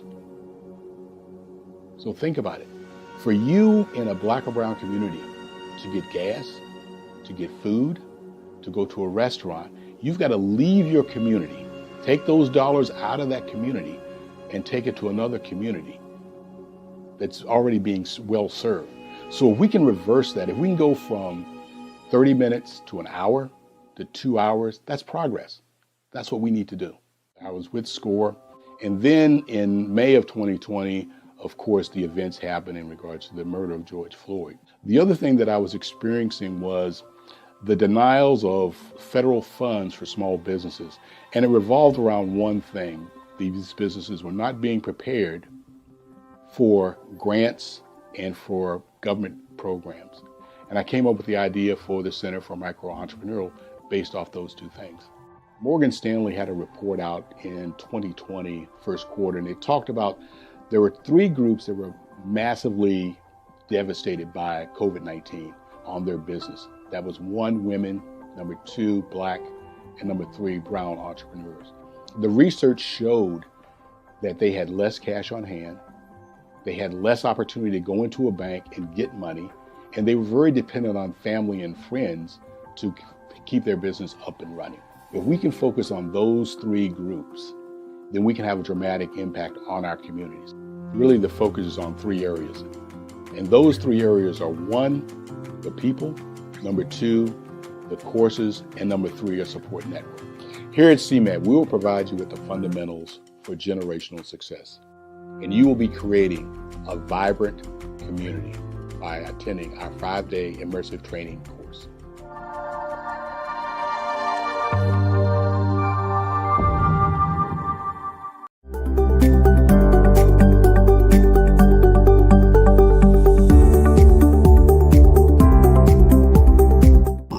Bennett, and I own Lexicon Presents Publishing. We are a publishing and media company that helps you take your story and share it with the world.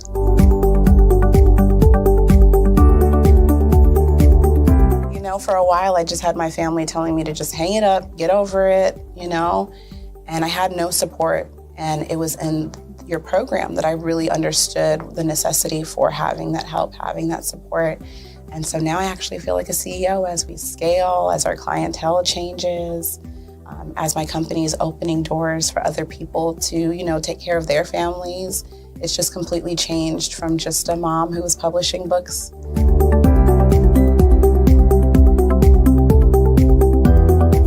I was at a point where my job, although it was paying really well, wasn't enough. And my business was always in the red, and I was tired of it. And so I came in just hoping to get some sort of help to just not end up in the red every month.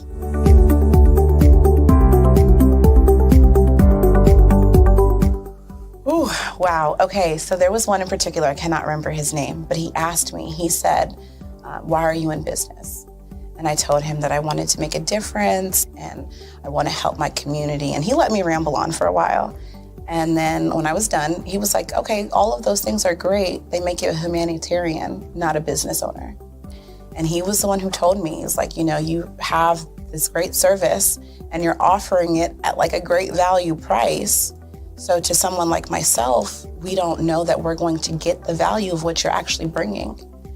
And so that gave me the confidence I needed to raise my price. It gave me the confidence to go after my, you know, my actual client that I actually prefer to work with. And it really just changed everything for me. I don't think without him kind of giving me that push, I don't think I would have gotten to this point or position.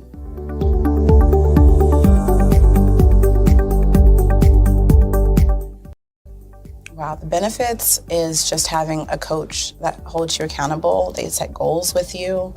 That's been my favorite part. She has amazing experience, you know, and so she brings her strategies and her ideas, and she helped me narrow down, you know, what services I actually wanted to offer, how I could actually continue to offer it, how many clients at one time could I have.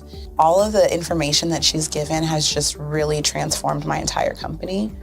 And so I know I would have never gotten to where I am today and having some of these partnerships that I'm, you know, having now without her help.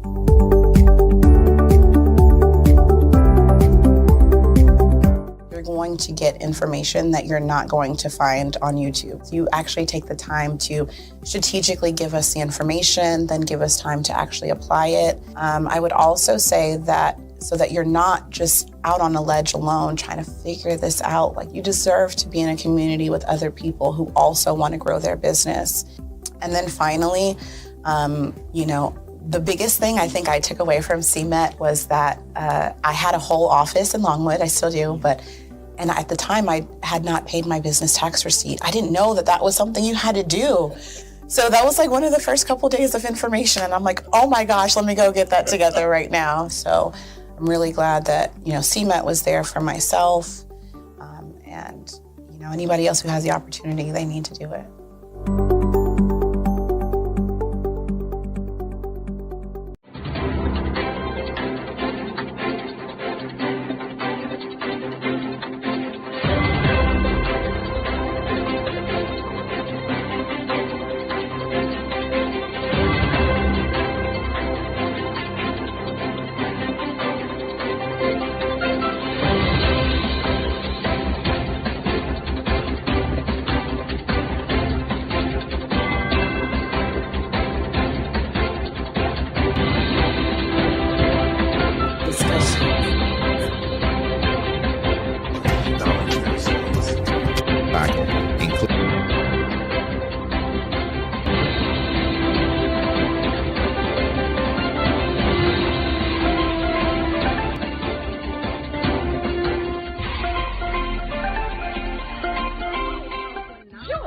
Dr. Eric Kelly III and the host of Phenomenal Speakers virtual event that you don't want to miss. The mission of the Black Business Expo is to raise scholarship money from kids all the way from high school, all the way from college. The Black Business Olympics is one of the largest Black business showcases in the world. It is an opportunity for businesses and companies to showcase their businesses globally. We are going to be giving away laptops up to $5,000 away to students. Again, I'm Olivia Appleberry, the founder of 2 Cents Finance and one of the speakers for the expo. I am so excited to see you there. For more info, go to www.blackbusinessexpousa.com or call 919-308-9090 and hope to see you there. I am Black Business. From the moment I wake until the time I sleep. Yes, I am Black Business. I am Black Business. Tell me, are you Black Business? I am Black Business. Do you support Black businesses? Listen, I support Black business because I am Black Business. Black Business Expo, one of the largest business showcases in the history of Black business in the world. The world! Sign up today at www.blackbusinessexpousa.com or call 919-308-9090. I am Black Business. I am Black Business. From the moment I wake until the time I sleep, I am Black Business. I am Black Business. Are you Black Business? I am Black Business. Do you support Black businesses? I support Black business because I am Black Business.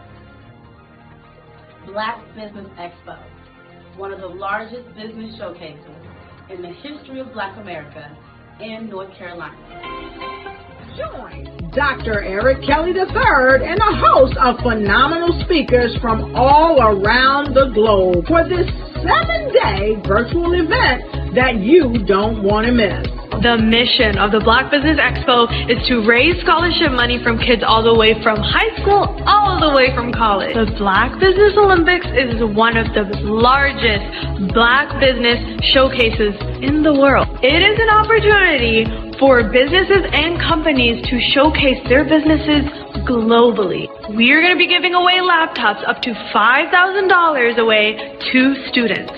Again, I'm Olivia Appleberry, the founder of 2 Cents Finance and one of the speakers for the expo. I am so excited to see you there. For more info, go to www.blackbusinessexpousa.com or call 919-308-9090 and hope to see you there.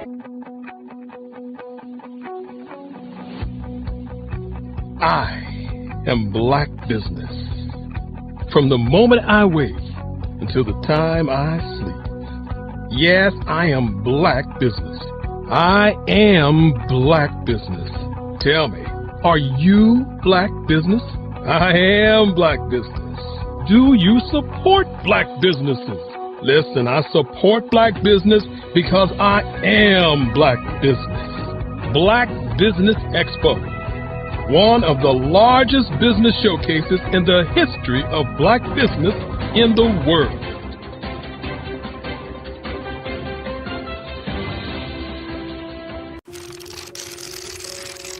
Bravery is not the absence of fear, but the ability to overcome it. We stand for those who defy suppression, who speak out, and those who walk the road less traveled. Everyone deserves to be seen and their voices be heard. We're sparking a movement, growing a community of creators united by the desire for freedom, choice, equity, and ownership. At Fanbase, it's all for one and one for all. We support each other to guide, promote, and uplift you in a place where you can unapologetically be yourself. A place where your voice, ideas, and creativity are not just welcomed, but celebrated. We are Black founded, minority funded, and supported by a diverse, inclusive, powerful community that believes in the strength of authenticity and individual choice. Regardless of success or background, we welcome you. The marginalized, the underappreciated, the successful, the superstar. We're for all who seek a space to express themselves freely, where they are rewarded for being their authentic, true self. We transcend labels because only we have the right to define ourselves. We are built for the brave, the culture, the creators, and for the future where everyone has a power to shape their own destiny, where all are empowered, voices are amplified, and freedom is embraced. For the first time, you have a chance to own the platform you helped make popular. It's a revolution, a movement in how we connect, create, and share. Everyone is a creator, and everyone has a fan base. Here, you can be you without limits.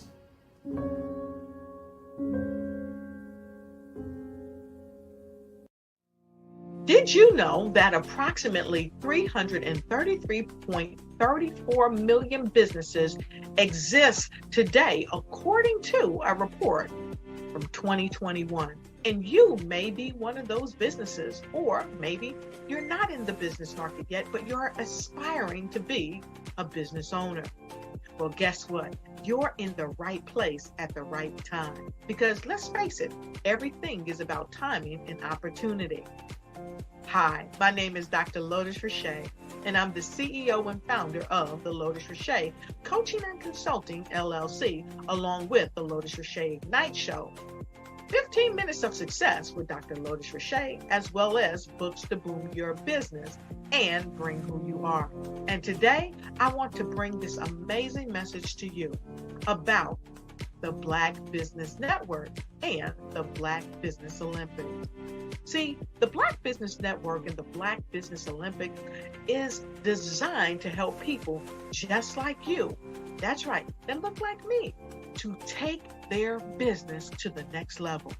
Not just in your front yard or your backyard, but globally.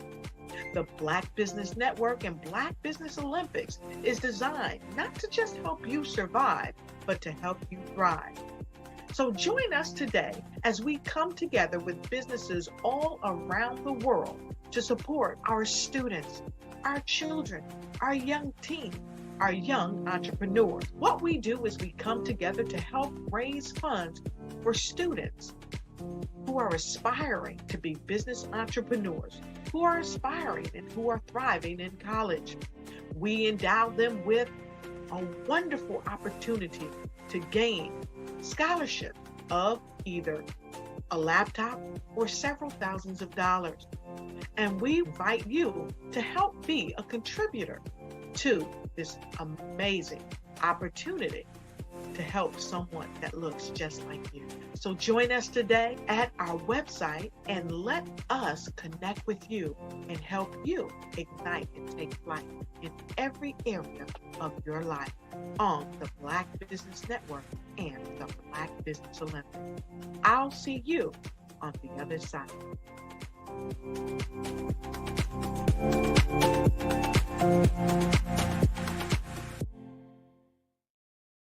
Sometimes you got to hear the news from the Black perspective, and more specifically, Black publishers. And that's exactly why you have to download the Hey Tie app, the largest mobile app delivering breaking news, videos, and podcasts from 200 of your favorite Black publishers. Yes, 200 Black publishers delivering news as it happens, literally all in one app. Go to hayti.com or download the app in the Google Play Store or Apple App Store. It's completely free, along with information that you can trust, so go check them out.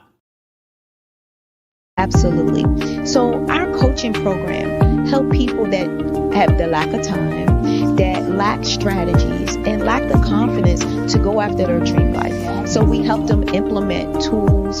We help them implement lack of finances or the education behind finances. But it wasn't until I lost my firstborn, my only son, that life changed for me. And where I was going after it all, living the corporate life, hit my 6-figure income and living in my dream house with my dream man, driving my dream car. Wow. I nearly lost it all when I lost my son. And so I realized it only takes one financial catastrophe that can change your entire life. That's what made me start All New Beginnings. Because no matter what's going on in life, there's a new beginning. And because of that, we develop a program called Wise Minded. My little slogan is, don't just dream it, let's live it. If they want to connect with you or work with you, what is the best ways for them to be able to do that? Well, for my social media guru, you can connect with me on every single social media platform as Tanya T. Wallace.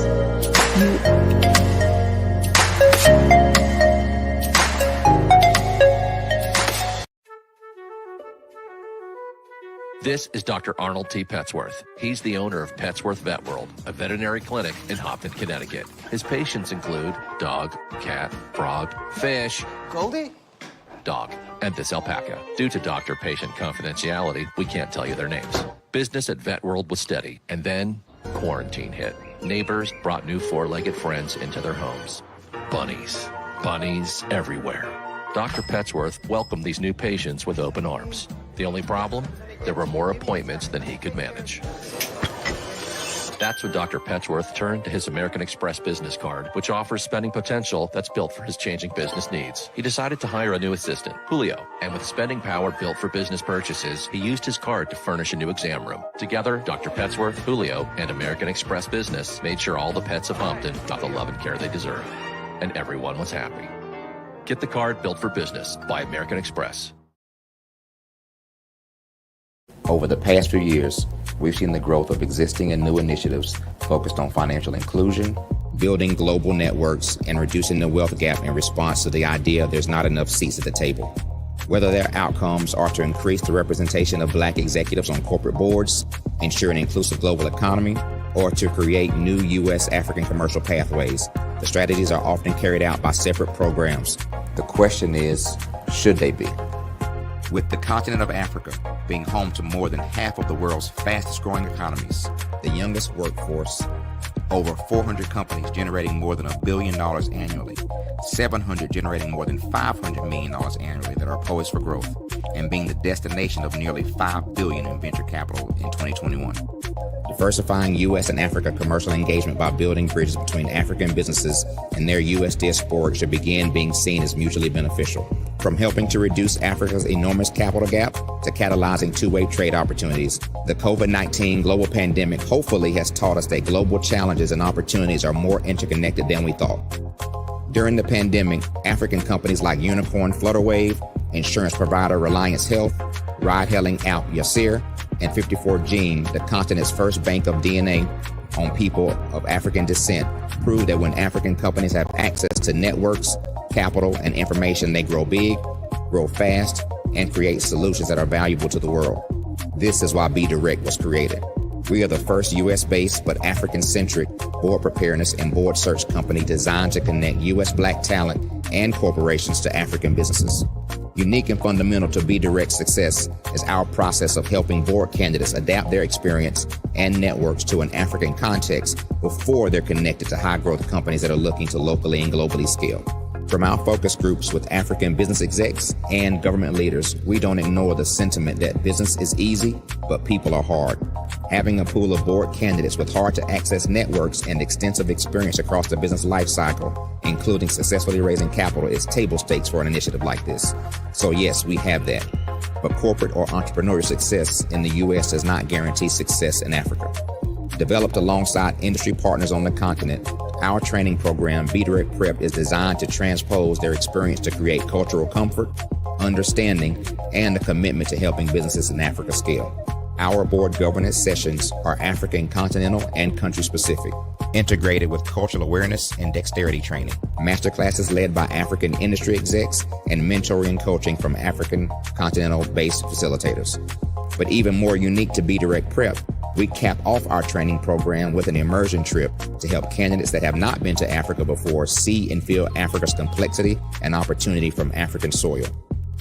We all know traditional network-based board placement has historically left a lot of us out of ever really being in the paid board pipeline. Our strategy supports the work of many great organizations that are successfully filling seats at U.S. board tables by creating more tables for those that are still left on the sideline. It's time to start seeing the role and value of U.S. Black talent and businesses on the continent of Africa differently. Old perceptions and habits limit economic inclusion. Let's transition Black talent and the African businesses they will support from the periphery of the global economy to its core. Living in a global lockdown, we all know now how fast local and global economies can change and see the value of having businesses that hire, strengthen local value chains, and even grow globally. Status quo in any form holds back progress. We must democratize U.S.-Africa commercial engagement by socially and economically connecting cultures that have long been disconnected. It's time for Africa's U.S. diaspora to redefine their global value by helping African businesses scale continentally and globally.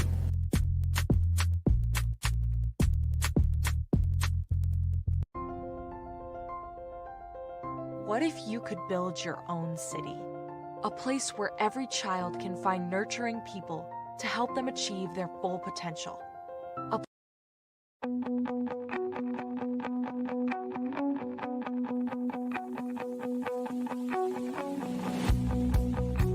I am Black Business. From the moment I wake until the time I sleep. Yes, I am Black Business. I am Black Business. Tell me, are you Black Business? I am Black Business. Do you support Black businesses? Listen, I support Black business because I am Black Business. Black Business Expo, one of the largest business showcases in the history of Black business in the world. The world. Sign up today at www.blackbusinessexpousa.com or call 919-308-9090. I am Black Business.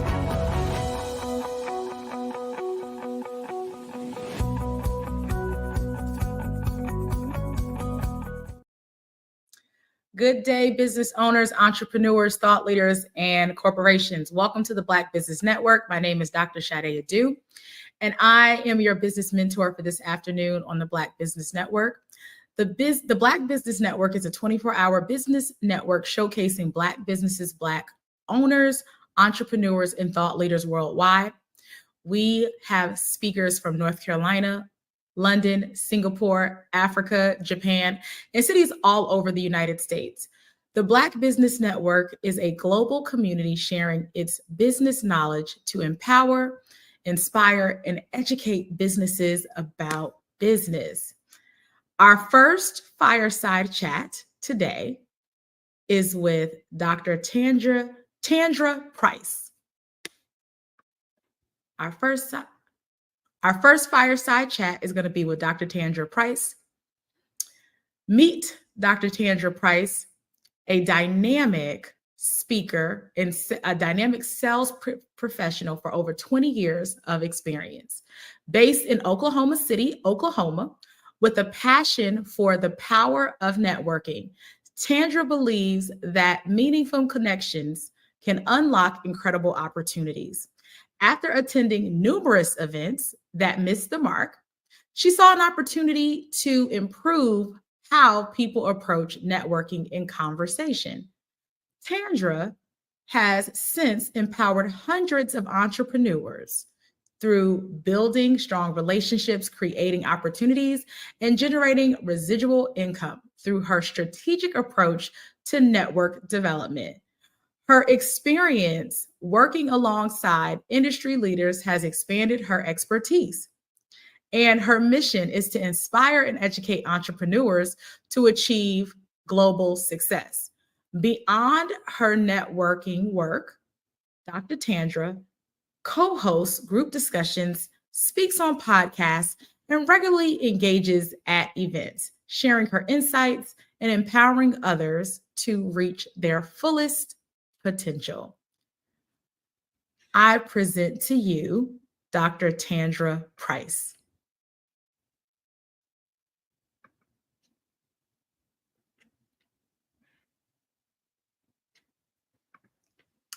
Hello, hello. Thank you so much for that amazing introduction. Thank you so much for being on the Black Business Network this afternoon. We are so excited to have you today. Let's dig right in. I loved reading your bio and learning a little bit more about you. So what inspired your career? You know what? I have been in the network marketing industry for over 20 plus years. And you know what? I started way back when I was working for a financial company. I had no clue of what networking was. So let's take that back 20 some years plus. I started with the financial company, and one of the things they gave me was a yellow phone book. I know a lot of y'all probably remember that, a yellow phone book. And they said, here, I need for you to generate some leads. I need for you to generate some business, because I was working on a commission-based company at that time. And like I said, had no clue. Open up the phone book, went down the A's and the B's and start talking to people about the products of this particular company. And I got no. And right now, that's one of the biggest things that a lot of people fear is the word no. But what I realized over my journey, that no means not right now. No means not enough information to make a decision. So as I kind of just went on to my journey, I just kind of started practicing different techniques, learning from different amazing people that I've been able to work up under, and just started developing these skills of what really worked for me and my clients and my target audience. But yeah, I started way back when, and that's kind of how it kind of evolved to today and what we're doing today, making some amazing strides in what we're doing, empowering networking in our communities and helping people to level up in their business. I love it. So you emphasize the power of networking. Can you explain how you define effective networking and what strategies have worked the best for you? You know, what I define the networking is building relationships. Right now, conversation is currency, or let me break it down. Conversation is money. The more conversations you have, the more money that you can make. But, you know, I really define the power of networking is how we build relationships, how we're actually implementing that into our business. One of the things that happens is as you become an entrepreneur or business owner, the first thing that you do is we always get, you know, all the necessities that we need. Not to say that we don't need them, but we do need them. But we got to have a plan of what we're going to do once we've done that. But we also have to have that networking incorporated in the plan that we're making. We get out and get businesses, websites, business cards, and things of that nature. But we forget that once we've done all that, we have to have one important ingredient, and that's customers. And how do we get customers? It's going to be through the power of conversation. So the more conversations you have, that's power. What you say is your branding, how you display that, how you send that message out effectively and efficiently is the power. But along with that power is building the relationships along the way that help you to be able to fuel your business for longevity. I love it. You mentioned the power of relationships. So how has, over your 20-year journey, these powers of relationships and connection building impacted you? How has it shaped your journey? Oh my God, it shaped my journey to having over 15 online communities, women communities. It's affected me in being able to host podcasts, be on speaking platforms. It's helped me into, oh my God, starting my magazine to where now we have over 7,000 online plus distributions. We're globally. Oh my God, I mean, it's kind of helped me through the whole process. And the more I've built the relationships, the more collaborations I've made, the more partnerships I've made. That's just really elevated my business to a whole nother level. See, when we think about the power of, you know, networking, we have to think like where we really want to go with it. What is our objection when we actually go to networking events or whatever we're doing to really elevate our business? How do we really maximize that? And how do we really make sure that we're in the right space at the right time, talking to the right people? That is the true power of networking. And I think for me and my business, I've been able to use all those different type of strategies and techniques to take me to the next level. Awesome. What was the turning point for you that led you to, being so intentional about networking and having conversations at events? Let me tell you what kind of was the turning point for me is when I started off doing my women networking groups. This is before, we were really utilizing the internet to really connect with people. But I would always go to a coffee shop.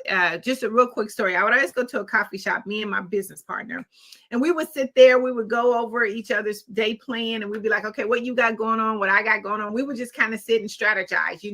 If she had an objection, we're trying to, close a deal. We would just kind of, brainstorm, role play. And it was so crazy because there was another group of ladies right behind us, kind of doing the same thing. And as we were talking and, doing our dialogue, one of the ladies must have heard something that I said. I can't even tell you what it was to this day, but whatever I said really inspired the lady that was behind me. She came out to the coffee shop several days later, okay? And she seen me and she says, oh my God, I've been looking for you. And I said, oh my God, me? She says, yes, I've been looking for you. And, at that time I was like, okay, wait a minute, I don't know who you are, but but okay. So anyway, she said, what you said helped me close a $10,000 deal. And I said, oh my God. So I said, you know what, pull a chair and come on over to the table.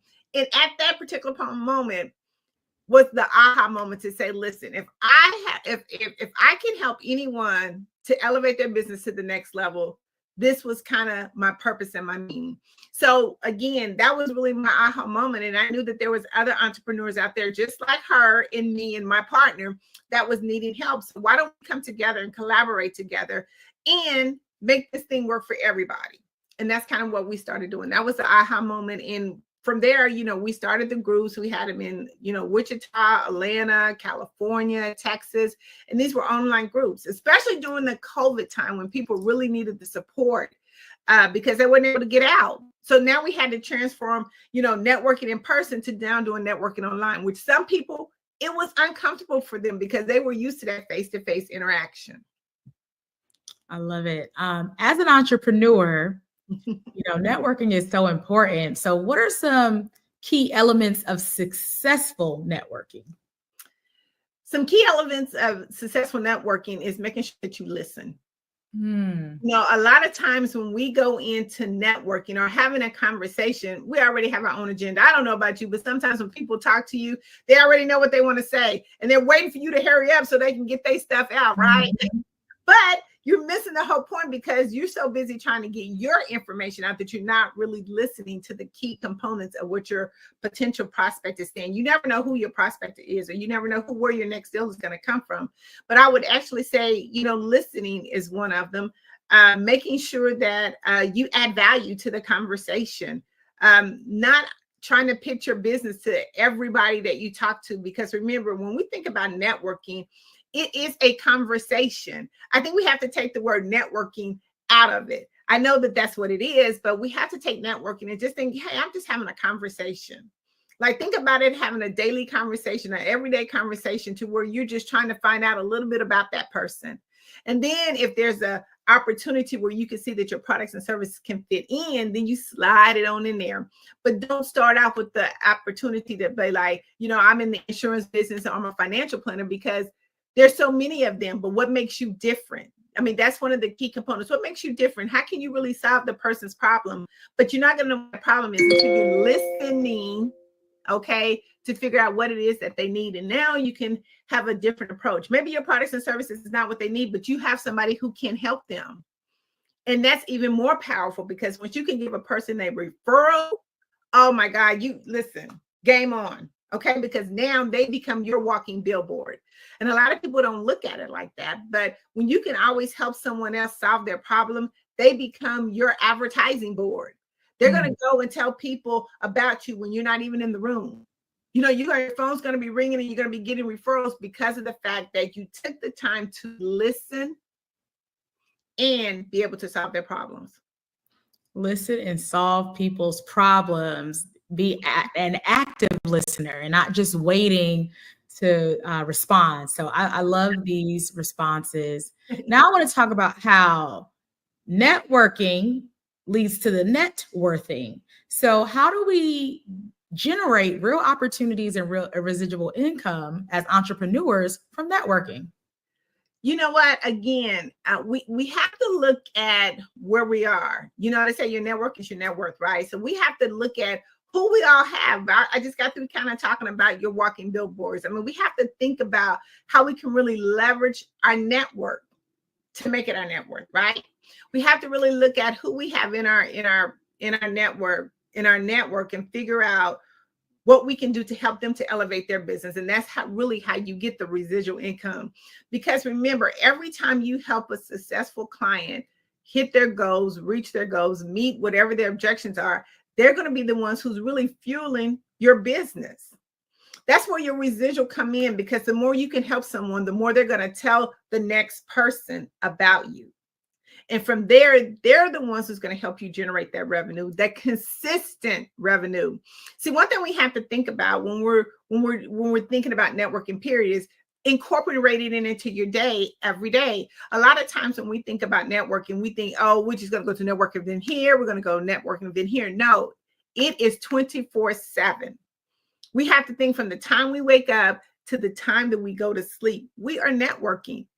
But you're having a conversation. So if you don't really want to think about networking, think about how many conversations are you having on a daily basis.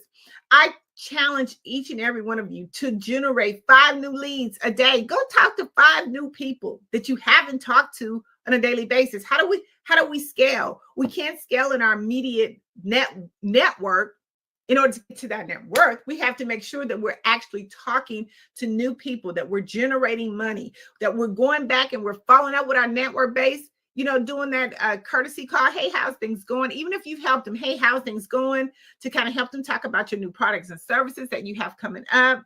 You know, listen to some of their needs and concerns that they have. I always say that when your clients are on Facebook or on these social medias, they're telling you everything that they okay, you can never not have enough revenue coming in, especially from your network, because they're telling you what they need. But also, as they're having these conversations, now you can kind of see how you can help the people that they're talking to as well. See, the more we help each other, the more revenue we get. The more conversations we get, the more money that we make. So you have to think of that as being the power of helping one another, building those relationships along the way. A lot of times we miss that because, again, we're too busy focusing on our agenda, and our agenda is not the topic. You talked about integrating networking into like our daily lives. And I want to specifically hear you talk a little bit more about how networking is a part of our overall sales strategy for businesses, for business owners. Yeah. So just think about it. I don't know who you like. I think we just kind of talked a little earlier and you say, hey, I've been busy all morning, right? I've been doing my thing on some calls. Just think about from the time that you were on the phone talking, from the time you woke up, how many times did you talk about your business? A couple, several times, right? But on an average conversation, when you were you're out at the grocery store, or the gas station, we don't normally talk about our conversation, right? This is what I mean by incorporating into your daily routine. I was just at the grocery store the other day, and my thing is Tapped In magazine. So as I'm sitting there waiting to check out, there's some other ladies around me. I happen to just pick up the magazine now, not intentionally, but I just picked it up and I was like, oh my God, this cover is so captivating. I'm sitting there talking and flipping through the pages, and a lady happened to hear me. She said, oh yeah, she says, I really like that issue. So as we're talking about the magazine, now I'm saying, yeah, you know what? It's good when you can have a magazine that has, you know, some very good, valuable content in there. And now I relate that back to Tapped In magazine. She had no idea that I had a magazine company, that I was a publisher. But what I did was I took something that was simple and worked my way around the conversation, and now included my magazine. And now she's going to be featured in my upcoming magazine in December, just from us having a conversation. When I mean like put it into your daily routine, we have to figure out what we're doing in the conversations that we're having in our environment around us. You never know who could be your next client. But a lot of times I think we think about when I say incorporate it into your daily routine or when your conversation, guess what? I'm not saying that you get on the phone and say, I'm the insurance agent, I'm the financial planner. No, just like if we were having a regular conversation, hey, how is things going? Yeah, you know what? I may reference back to a person that was in my magazine that, was maybe a fitness expert. And, hey, somebody may be talking about working out. And I'm like, yeah, you know what? I interviewed a lady that was amazing who has a really good program. Here's the way that I can give it to you. Here, go to TAPIN magazine.org and check out her article. I mean, there's different ways that you can incorporate your business into your daily conversation without really pitching your business. I love it. Incorporating it into daily conversations and other parts of your life that you might not conceive as being business. I love it. I hope you guys are taking notes. What advice would you give to entrepreneurs who are struggling to merge their marketing and sales effectively? What I would do again is it's about building relationships. When we think about the power of networking, you're not networking for yourself, you're networking for the next person.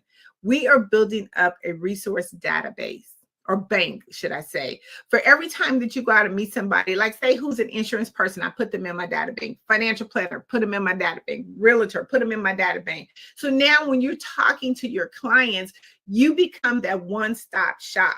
Now let's think about that. We specialize in, I specialize in network strategists, I'm a visibility. So I'm putting all these different things because remember I said the social media is going to tell you everything about your client and what their needs are. So if you happen to be, going through your client's social media and guess what? They've been talking to insurance agents. Hey, why don't you pick up the phone and say, hey, you know what? How is things going? I made this amazing connection with State Farm, And now they can be like, oh, really? Because guess what? They're going to be able to want to get who you have as a referral. So we have to think about when we're networking, you're not networking for yourself. You're networking for the next person. Building up your resource database is what I would say would really help you to level in any kind of case. But you know what? I also say too, I know a lot of times I get the question about, listen, networking doesn't work for me. I hate networking. I don't even like people. You know what I mean? I get that all the time. And when we think about that, we also have to think about what is our goal for our business? What is our goal, our daily goal, our activity goal? That's where I come in. I don't know if you can see this, but I have this book that's called Networking Made Easy. It's 10 things before 10. And it really kind of helps you with the mentality of how you structure your daily business and how you can actually take your business to the next level. We got some tools and techniques in this book that really helps you to take it to the next level. See, a lot of times we think that, we have to just start going to different things and being in rooms that are uncomfortable for us. But that's not it. We have to make sure that we're at the right place at the right time with the right techniques. We got to set a goal and we have to do the research. A lot of times we don't even do research before we even go to networking events. So that's why they don't work, because there may not be the right networking event for you. And we have to practice networking skills. And the main networking skill is listening. You have to listen to what it is that the prospect is saying. And thirdly, we want to make sure that, again, we're also connecting with 5 people, new people on a daily basis. Listen, we go to the store, we go to the gas stations, we're out and about, we're going to the mall. There's some place that you're going on a daily basis that you can meet 5 people. And let me tell you, if you don't meet 5 people and you're going to getting on some of these conferences and some of these virtual things, join their Facebook group and you can meet 5 people. There's no way that you are not meeting 5 people on a daily basis. And here's the cool thing about it is we're part of a lot of Facebook groups anyway. Again, if you're not going out and you're not out and about, go visit some of those Facebook groups. You should be visiting them anyway. You should be active in the groups that you're a part of anyway. And look at the first 5 people that made a comment. And then now you go and you make a comment and meet 5 new people. I know that was bad, but I just want to say we caught it. Meet 5 people. You got homework. Meet your 5 people. What are some new projects or initiatives that you are excited about as you continue to empower others through sales and networking? Oh my God, I'm excited about some good juice that we got coming up with TAPIN magazine. I want to say that's TAPIN magazine.org. We just did a major collaboration with Miss Corporate America. And actually, we're looking at all 50 states. And this is an opportunity to really shine on women that are in the corporate space, entrepreneurs, women that are doing some amazing things. You know what? We're always saying we're making our own seat at the table. And this is a great way. So we actually collaborated with it, Tapped In Magazine. So we're going to be doing some amazing things coming 2025. But we're looking for people who are looking to be presidents and host their own Miss Corporate America. We also got the Super Bowl that's coming up. That we're super excited about that. We have a talk show that's called Touchdown Talks, where we're actually interviewing some of the, athletes, talking about their perspective on what it is that they've been doing in the field and how they can help other people that are trying to enter into the football season.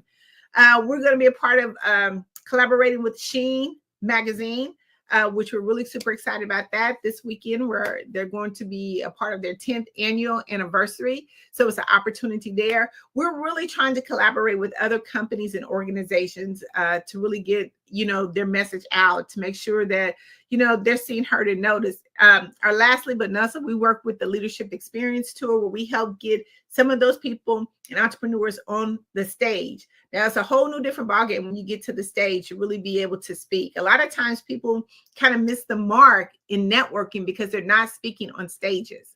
Like the Black Business Network, we need to be speaking here on the Black Business Network. And most importantly, Tapped In Magazine is a part in collaborating with the Black Business Network to get some of you amazing entrepreneurs inside of our magazine as well. I love it. How can our audience stay connected to you? Go to Tap In, that's TAPIN magazine.org. You can go there, figure out how to get on, stay connected with a lot of things that we have coming up, to be a part of the magazine, to actually pick up your book, 10 Things Before 10, and to see what we got coming up next. But yes, you can connect with us. You can set an appointment with us, and we would love to talk with you more detailed about what we got coming up and how we can help you to elevate your business to the next level. This is awesome. Thank you so much to Dr. Tandra Price for being here with us. We are just excited to have you and learn so much more about the power of networking. Okay. Yeah. Thank you so much. Thank you. Awesome. The Black Business Expo's mission is to raise funds for high school seniors going to college or K-12 entrepreneurs. The expo is a fundraiser for students. You may go to www.blackbusinessexpousa.com to donate to the scholarship fund, or use Cash App that's on the screen below and say $BBXUSA. Our goal is to give laptops and up to $5,000 to 10 students. Students can register at www.blackbusinessexpousa.com. Every dollar counts. So we want to remind you to donate to the scholarship fund. We want to thank our Black Business Expo USA sponsors for September 2024.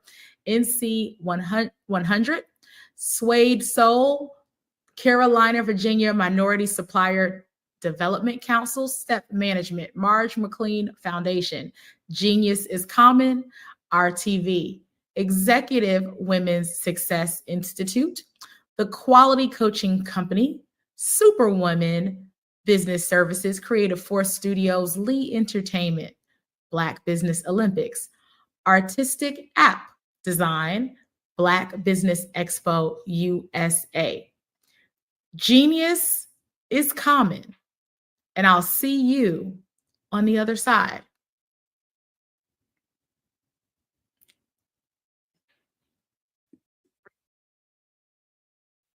Hello, I'm Dr. Madeline Ann Lewis, President and CEO of the Executive Women's Success Institute. And my genius is helping women accelerate the path to success. You know, I was blessed to have strong women in my life who encouraged, motivated, and pushed me to do my best and to never even think about giving up on my dreams. So I say to women, we must show up to rise up. We have talents and potential. But who will see them if we don't speak up and get noticed? I know that women are a tremendous resource on this planet, and there is nothing more fulfilling than helping a woman tap into her full potential. I do this because I want to be a part of helping as many women as I can to show up, to rise up. I do this because genius is common.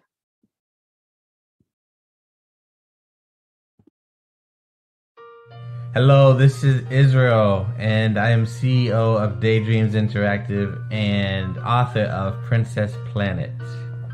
So, genius is common, and as a kid, I loved to daydream. Even as an adult, I love to daydream. And when my daughter became 6 and loved princess characters, but we just could not find the diversity that showed her, we created our own characters. So, for instance, you have Princess Nulu right here. Princess Nulu is from Uganda, and her genius is that she loves to take care of animals. She can actually even listen and hear what they say. And then we have Princess Isabella right here. Princess Isabella, she's from Cuba, and her genius is biochemistry. One day she hopes to eliminate disease. Then we have Princess Nia right here, and Princess Nia is based off of my daughter, and she wants to be the greatest dancer alive. So that's her genius. So what's your genius? My genius is my imagination. Genius is common.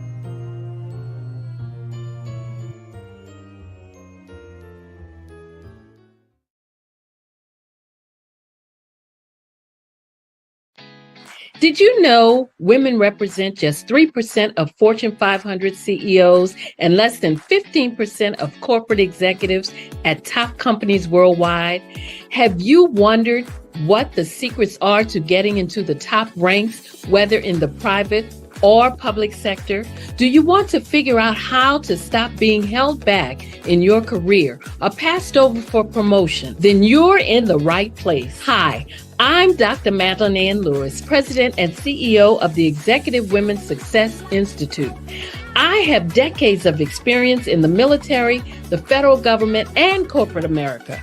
And my mission is to help women succeed and tap into their full potential. I want to reach 1 million plus women around the world to become the leaders they are meant to be.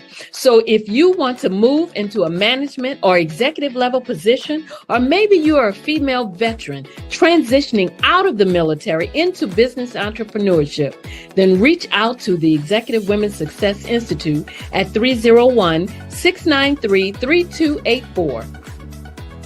Let us get you on the fast track to success.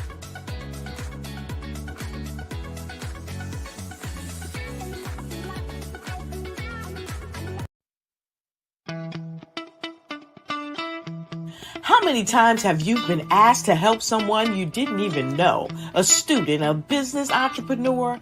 Or did you ever even ask, where did they end up? That business, that friend, that entrepreneur.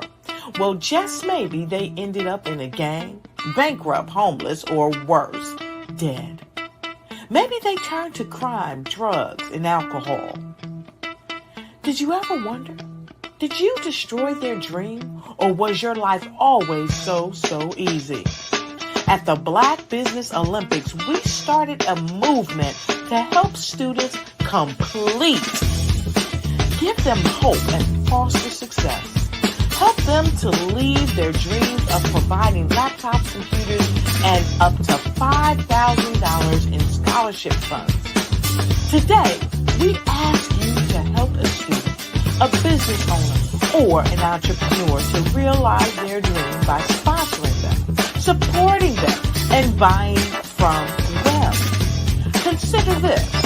With $1.6 trillion in our Black community, we only ask for a small donation for our students, our businesses, life today. So I ask you, what are you going to do? Sit on the sideline and watch our students in high school be leaders, miss out on their dreams from lack of resources?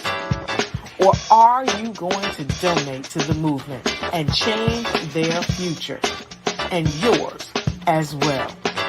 Give us a call today at 919-308-9090. Change their life by investing with action to the Black Business Olympic Fund. The Black Business Olympics, one of the largest business showcases of Black business in the history of the world.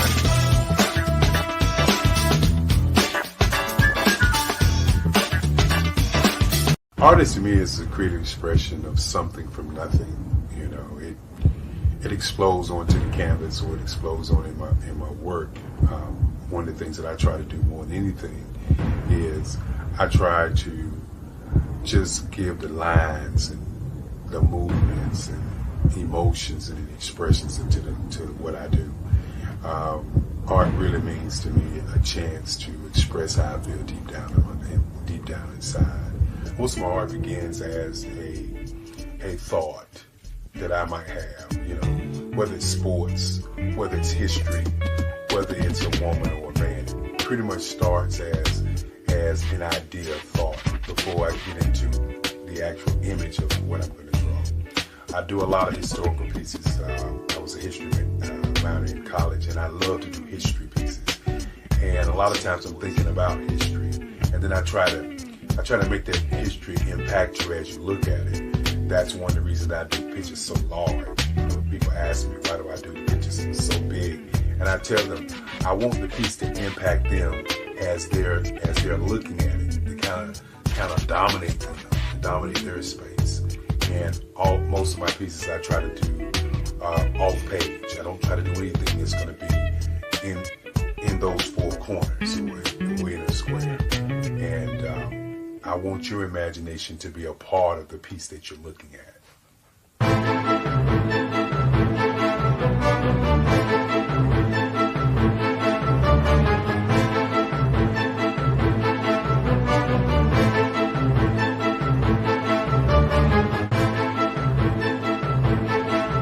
The way I feel when I'm drawing, when I'm creating something, is I feel free. I feel like there's an anticipation of something that's going to come. I try not to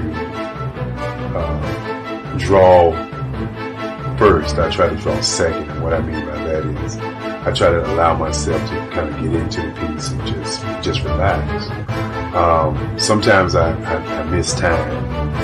I'll draw 2-3 hours, sometimes 4 hours.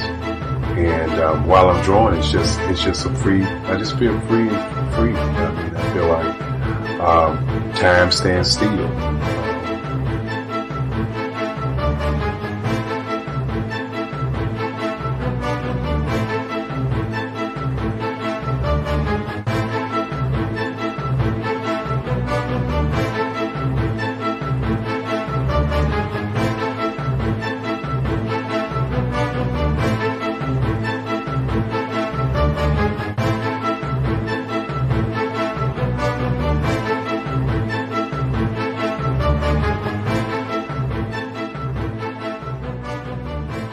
That's what it's all about in terms of the lines and the colors in my work, is to get an expression, to go deeper and past just what you see on the surface, but to go and try to find an expression that everybody gets a different taste of what that expression is, whether it's anger or whether it's being happy or whether it's being, kind of calm or nonchalant. That expression that people take away from the piece is the most important part of what I do as an artist. Bold is the size of my pieces, where I try to do the piece larger than life, to kind of push forward toward you. That's what the boldness is all about. It's not so much about the lines, it's about the size.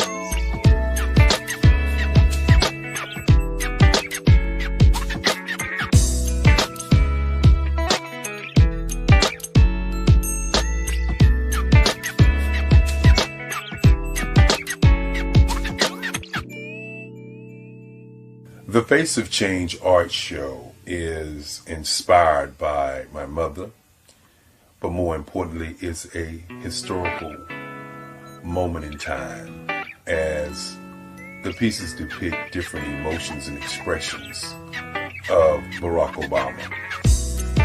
The 44th president is indicative of the 44 pieces of art that I have done in this particular collection. When you begin to think about expressions and portraits, this is a portrait gallery of expressions of what transpired as Barack Obama ran for office. Some of the pictures are abstract and some are expressionistic. And I combined both of those forms of art to create this collection of art pieces.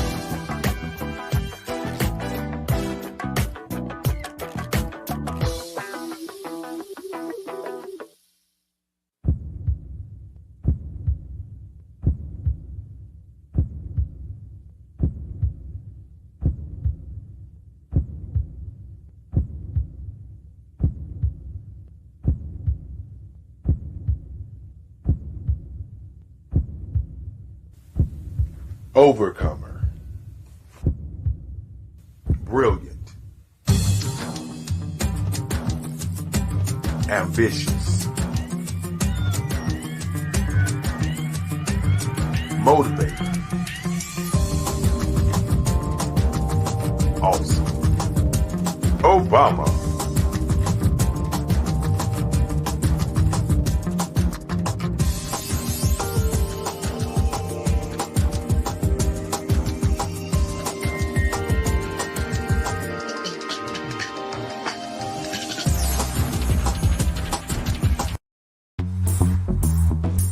Attention all entrepreneurs and companies. Are you looking for reliable and efficient virtual assistants and back office support to help you manage your business tasks? Look no further than Superwoman Business Services. Our team of virtual assistants provides a full range of administrative support services, including operations management, social media marketing, and much more. We also offer website design services to help you create a professional online presence that reflects your unique brand. In addition to administrative support and website design, we offer business development and structuring services to help you grow your business and achieve your goals. We'll work closely with you to identify areas of improvement and develop a customized plan to help you reach your full potential. At Superwoman Business Services, we understand that running a business can be overwhelming and time-consuming. That's why we're here to help you fly high and achieve success. Our virtual assistants are highly skilled, experienced, and dedicated to providing you with the support you need to thrive. Come fly with us and take your business to new heights. Let us help you become the superhero entrepreneur you are meant to be.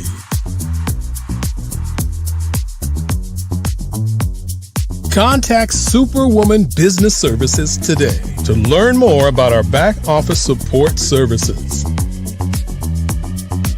Come fly with us and take your business to new heights. I'm Ramon Ray, founder of Smart Hustle Magazine and smallbiztechnology.com.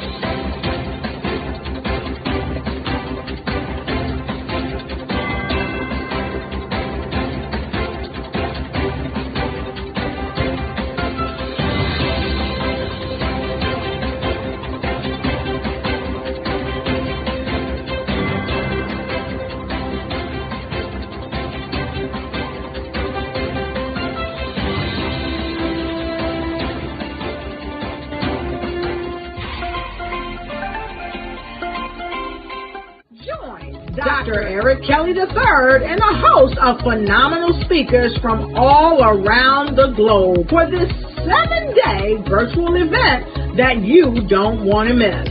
The mission of the Black Business Expo is to raise scholarship money from kids all the way from high school all the way from college. The Black Business Olympics is one of the largest Black business showcases in the world. It is an opportunity for businesses and companies to showcase their businesses globally. We are going to be giving away laptops up to $5,000 away to students. Again, I'm Olivia Appleberry, the founder of 2 Cents Finance and one of the speakers for the expo. I am so excited to see you there. For more info, go to www.blackbusinessexpousa.com or call 919-308-9090 and hope to see you there. I am Black Business. From the moment I wake until the time I sleep. Yes, I am Black Business. I am Black Business. Tell me, are you Black Business? I am Black Business. Do you support Black businesses? Listen, I support Black business because I am Black Business. Black Business Expo, one of the largest business showcases in the history of Black business in the world. The world! Sign up today at www.blackbusinessexpousa.com or call 919-308-9090. I am Black Business. I am Black Business. From the moment I wake until the time I sleep, I am Black Business. I am Black Business. Are you Black Business? I am Black Business. Do you support Black businesses? I support Black business because I am Black Business. Black Business Expo, one of the largest business showcases in the history of Black America in North Carolina. Join Dr. Eric Kelly III and a host of phenomenal speakers from all around the globe for this 7-day virtual event that you don't want to miss. The mission of the Black Business Expo is to raise scholarship money from kids all the way from high school all the way from college. The Black Business Olympics is one of the largest Black business showcases in the world. It is an opportunity for businesses and companies to showcase their businesses globally. We are going to be giving away laptops up to $5,000 away to students. Again, I'm Olivia Appleberry, the founder of 2 Cents Finance and one of the speakers for the expo. I am so excited to see you there. For more info, go to www.blackbusinessexpousa.com or call 919-308-9090 and hope to see you there. I am Black Business. From the moment I wake until the time I sleep.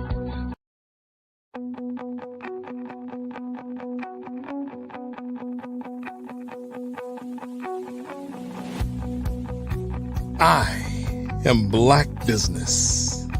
From the moment I wake until the time I sleep. Yes, I am Black Business. I am Black Business.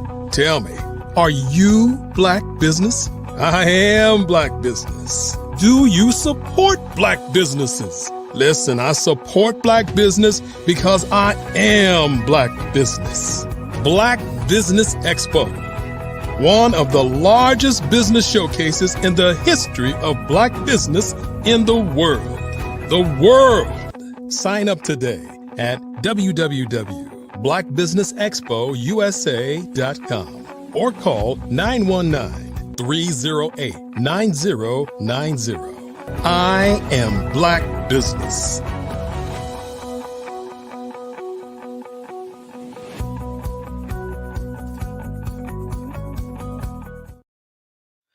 Good day, business owners, entrepreneurs, thought leaders, and corporations. Welcome to the Black Business Network. My name is Dr. Sade Adu, and I'm your business moderator for this afternoon on the Black Business Network. The Black Business Network is a 24-hour business network showcasing Black businesses, Black business owners, entrepreneurs, and thought leaders worldwide.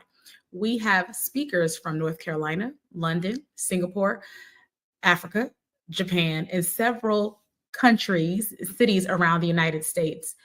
The Black Business Network is a global community sharing its business knowledge to empower, inspire, and educate businesses about business. Well, we are going to be hosting a fireside chat with Melanie D. Powell. Melanie D. Perry. Melanie D. Perry is a certified financial planner with over 2 decades of experience dedicated to helping individuals create sustainable wealth through informed financial decisions. She founded Zillionaire Enterprises to promote financial literacy, particularly among women and children, making complex concepts easy to understand. Recognized nationally by organizations like the NAACP, Melanie empowers women entrepreneurs with effective strategies. She's the author of 2 influential books, all about the Benjamins, and Jonathan and Geneva, focusing on wealth building principles. Her mission is to inspire others to overcome financial challenges and transform their lives, proving that everyone has potential to build wealth and to make a positive impact on society. I present to you Melanie D. Perry. Well, good afternoon, good day. Hello to everyone. Dr. Adu. It's a pleasure to meet you, and I'm glad to be here. Welcome, Melanie. How are you doing today? Thank you so much for joining us on the Black Business Network. Indeed, I'm glad to be here. I understand we're going to have a delightful conversation, and I'm looking forward to it. Let's dig right in. So this is a touchy topic, and I'm excited that we get a chance to have that conversation. Can you share your journey a little bit when it comes to financial planning and what inspired you to become a certified financial planner? Well, I started a good 25 years ago, and 25 years ago, interestingly enough, I was a speck of pepper in a sea of salt.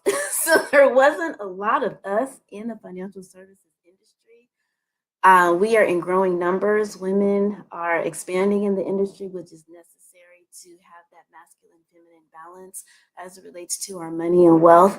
But I got into the financial services industry right out of college because with my degree in quantitative economics, I was interested in being able to not only improve my understanding of money and wealth, but to be able to empower and educate those that look like me because it's needed. We have gotten to a place in society where we have our, liberties, our civil rights.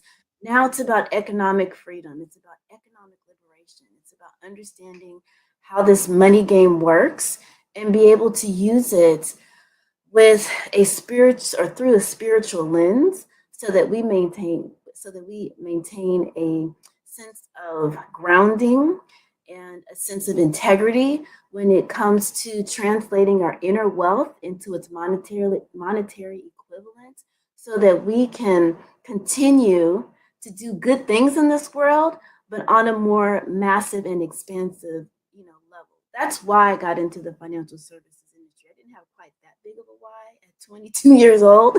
It has expanded. But I got my certified financial planning designation mainly because I looked so young and I felt at the time, this was now 15 years ago, that I needed more credentials, so to speak. Sometimes as women, feel like we just need more education. We need more certifications to validate our knowledge and experience. So truthfully, transparently, that's why I got the CFP initially. And going through the process of attaining the CFP was incredible. It's one of the most difficult, arduous certifications to attain in the financial planning industry. When I started, it was a 2-day, 10-hour exam. Where you had to know multiple disciplines of finance, from insurance, investments, estate planning, basic fundamental, finances, budgeting, saving, debt, retirement planning, and taxes. You had to intricately detail, in great detail, understand all those different specialties through a multiple choice examination. And if you understand financial planning, it's subjective, because what's beneficial for one person, that strategy may not work for the next person. So you have to use your intelligence and your understanding of that client to really outline a solid plan. But you can't do that on a test. The test examiners are like, the answer is B. If you don't answer B, because it could be C too, given certain circumstances, you get it wrong. So I mean, that was a booger of an exam, to say the least. But it's a credential that is becoming more and more recognizable and distinguished in the industry. So it worked out. It worked out. Speaking of things working out and lessons that we've learned in business, what were some of your biggest challenges that you faced when you started your business, and how did you overcome them? Well, I alluded to it earlier. So I am almost 50 years old.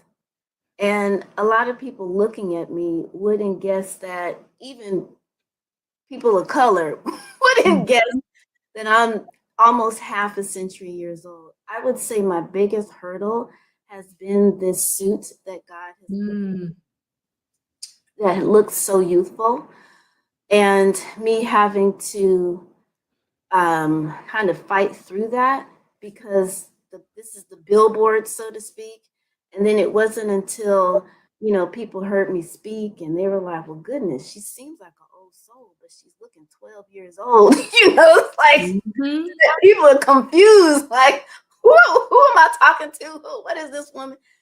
So and that was another reason why I got a CFP, because it's like, well, if I have all these credentials, people take me more seriously, and really none of that mattered. It's how I had to convey, my expertise, my knowledge. I have to always come, on a top-notch professional level. So instead of me going to networking events, I would position myself so that I was on platforms. I was on panel discussions. I did speaking engagements. I would position myself to in a more authoritative, space, versus being, quote, on the same level, like in a networking, environment. And that helped, but it really wasn't until people got to see my knowledge and expertise, and then they were able to get past, oh yeah, she's not 12. She knows what she's talking about. And that was a lot of personal growth that I had to go through, because you could imagine going to networking event after networking event, and people are like, how old are you? Now, it was never, in the beginning, it wasn't a sense of positive curiosity.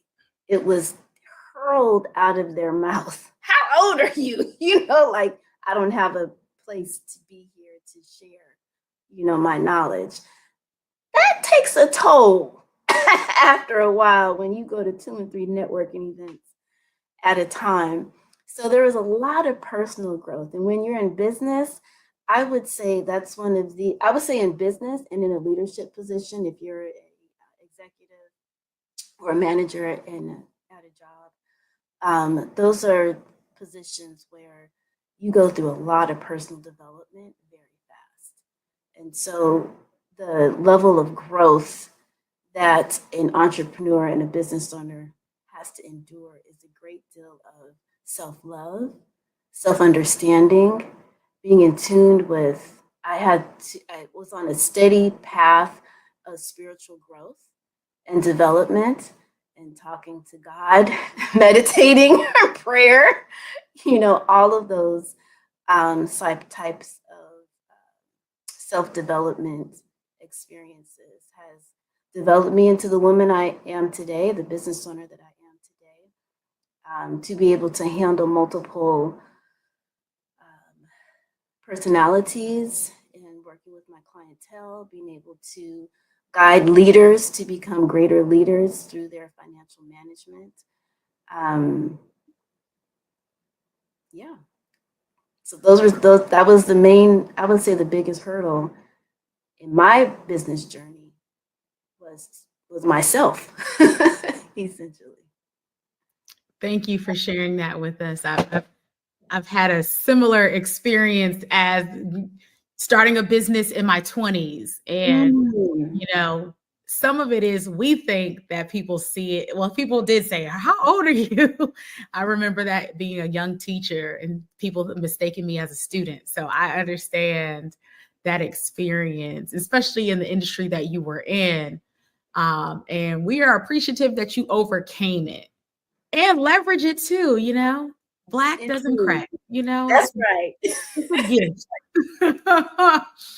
How do you describe your business philosophy and how does it influence your approach to financial planning? Well, first things first is putting God first. And what I have learned is that the more we begin to understand ourselves, the more we begin to understand God. And my business principle and philosophies, center around a spiritual notion. Because a lot of times people want to separate money, finance, business with something outside, something over there, worldly. But it's really a spiritual journey to understand the wealth we were born with. Every single last human on this planet was born with a unique talent, a unique skill, a unique gift that is beneficial to enhance other people's lives when it's shared.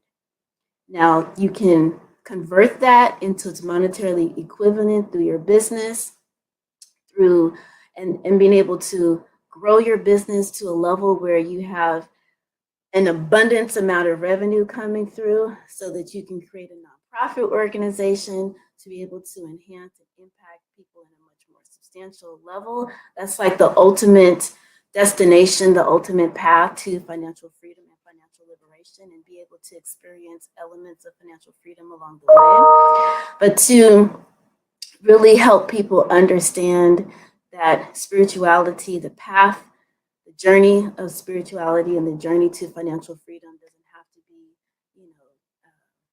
exclusive.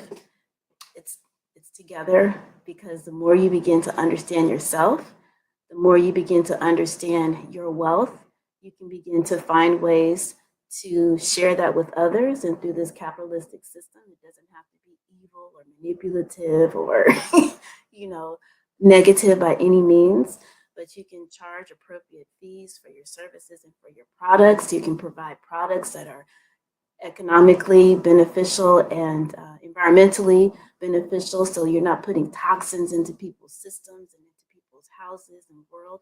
So it's important to be spiritually grounded in everything that you do in the business and the services, in the products and the services that you provide as a business owner, and do it to its ultimate level.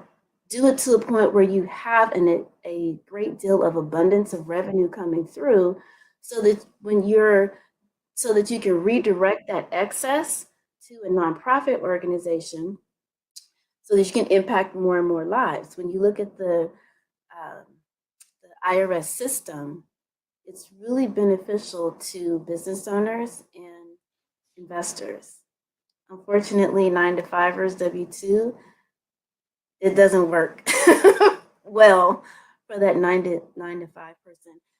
And so even with a 9-to-5 person, if you redirect some of that energy into investing, then you're able to participate on a grander level of this monetary system and still be able to impact lives. So it's really a matter of just understanding how to function in integrity with your beliefs, with your vision for your life in a way that not only benefits yourself, but can also be a benefactor to others. And I think most of the people that I work with, and Dr. Adu, I don't know if you have a similar experience, most people want to do good.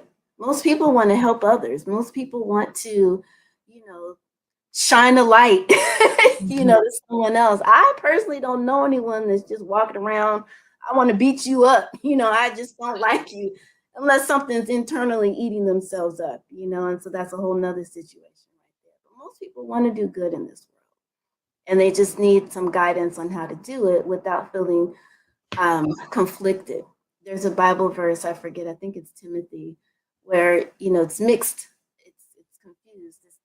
The true verse is the money is the love of money is the root of all evil, not just money is the root of all evil. And so when we understand, if you overly obsess over money, yeah, there's a problem.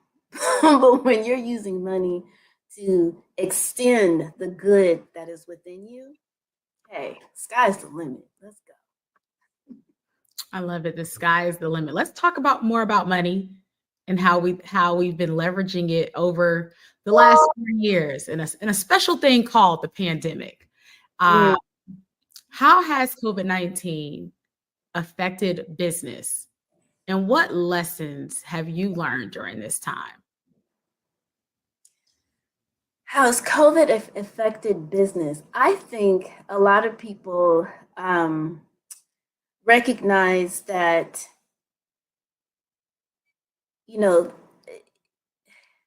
given the advent of internet and technology and all that stuff, I'm speaking from you, from my kitchen, and it's not looked upon as, where's your office? How come you're not, because the value is here wherever I am. I think that it's opened up the reality that the world is smaller than it actually seems.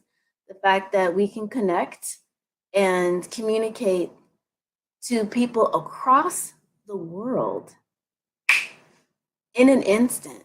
The fact that the Black Business Network is an international organization to connect brown people across the world, and to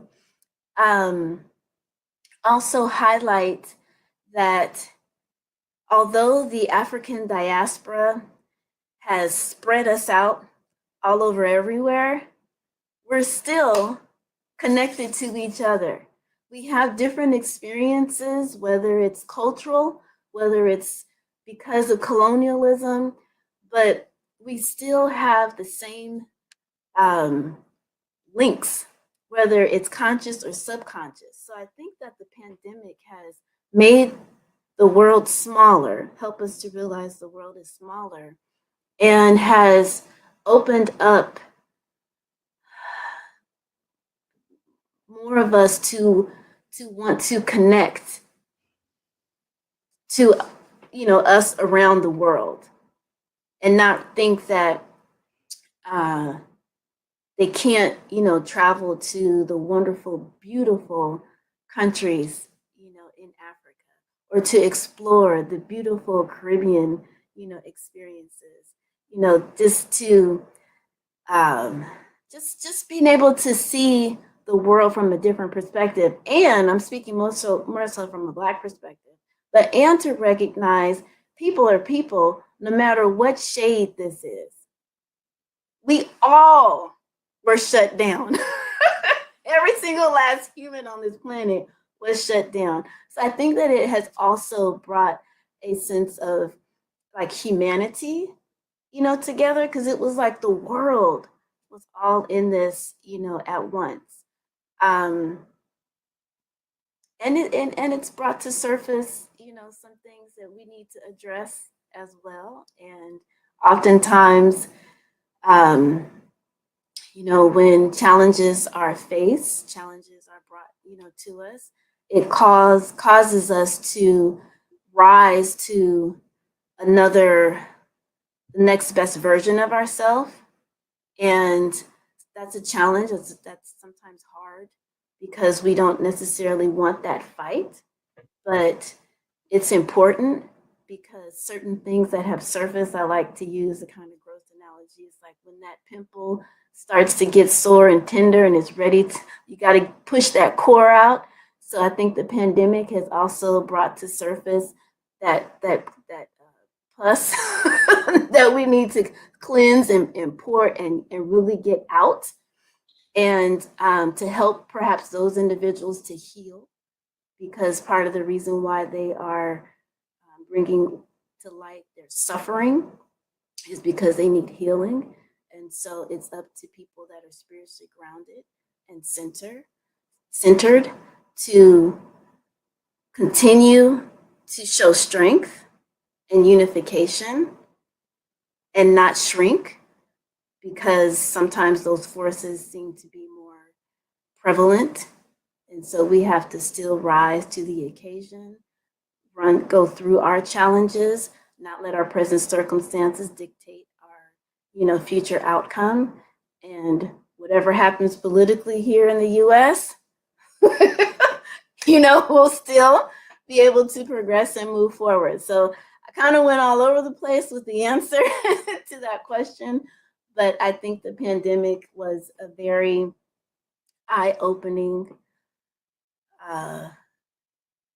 pivotal point in world history for the world to begin to take note of how much power we have collectively when we focus on a specific objective, reversing colonialism, and make it happen, turning social stratification on its head, because it doesn't have to be. It's the present circumstances, but we don't have to continue to confine to that. So it's a lot to unpack. It was like a decade and a couple of years. We all age differently during this time. How has mentorship influenced your career? And how does that affect or impact your approach to mentoring others? Mentorship, I think, is critical. No human can do anything alone. You might think, oh yeah, I had to pull up my bootstraps on my own. No, you didn't, because where did the bootstraps come from? You had to buy them, find them. Someone had to create them first, for you to put them on to pull them up. So nothing is ever done in isolation. And when you have someone that can encourage you, guide you through your forest, because it's often challenging to see the difference between the forest from the trees. But if you have someone on your shoulder and helping you to navigate accordingly, of course, you can move through things a lot better. I always had a business coach, a mentor, someone that I could talk to. While there were parts of my journey where my family was supportive, in general, my family was supportive, but then there were moments in my business that were like, should I keep going? And the natural default is just get a job, just get you a job. And while that was coming from a loving space, it wasn't something that settled well, with me. And so when I was going through those moments of challenge, it was good to be able to talk to a business-minded individual that has had experience of challenges to say, hey, this might be a moment to get some financial security or to create a funder, to establish a funder by way of a 9 to 5, or, you know, buckle up, buttercup, and start making some things happen, which ultimately helped me to evolve, helped my wings to, you know, develop a greater strength and muscle to be able to fly and soar. So mentorship is integral. And because I understand how it has helped me, I'm definitely one to be open to the opportunity to help anyone. That's why I have a coaching business. I coach women entrepreneurs to improve their finances. I have a financial literacy company where I teach the babies, you know, of money and how to understand how money works. And through that, I have taught at a couple of, through Hillsides, I did a couple of workshops there where I helped transitional age youth understand money once they emancipate from the foster care system. And so as a result of that, there's one young woman where we've become friends. And that mentorship type of relationship evolved, you know, into a friendship. And so it's just been a beautiful thing to see how she was when I met her. And, you know, there was some tension there, things that she was personally working on, to see how she has beautifully evolved, you know, now working and really and finishing school and really accomplishing a lot. And so that particular mentor type experience was a jewel, because I saw a starting point, and this isn't her ending point, but over 10 years, I've been able to see a significant amount of growth in that young woman. So yeah, mentorship is definitely a key and critical factor. It gives me a lot of joy to be in that space to give back as well. I love it. Tell us a little bit more about how you built your brand in the financial planning space. What worked well for you when you were building your brand, and as you're building your brand? Yeah, as I'm building my brand, because I'm a financial planner. I'm not a brander. I'm not a business mogul. You know, hey, you could wake me up 2:00 in the morning and say, hey, Melanie, what's the best strategy, you know, to organize my finances? And I could just bladder it, tell you. But when it comes to building a business, oh, that's a whole different ball of wax, a whole different skill set. And so truthfully, Dr. Adu, I shot from the hip. You know, it's kind of like whatever someone told me, you know, suggested, however, you know, I was advised is what I did. Let me rephrase this. When I started, I, you know, recognized, I saw the value of the internet, but my industry was so compliant. You know, when LinkedIn was ideal, you know, for professionals to get on, the firm that I was working through at the time required that we put like a big fat paragraph of disclosures before the description, you know, of us, or, you know, the description of the financial professional. Who's going to read a whole bunch of disclosures and then get to well, who is this? People don't care about all that, you know? So, I mean, that was just how backward the industry was during the advent of social media, right?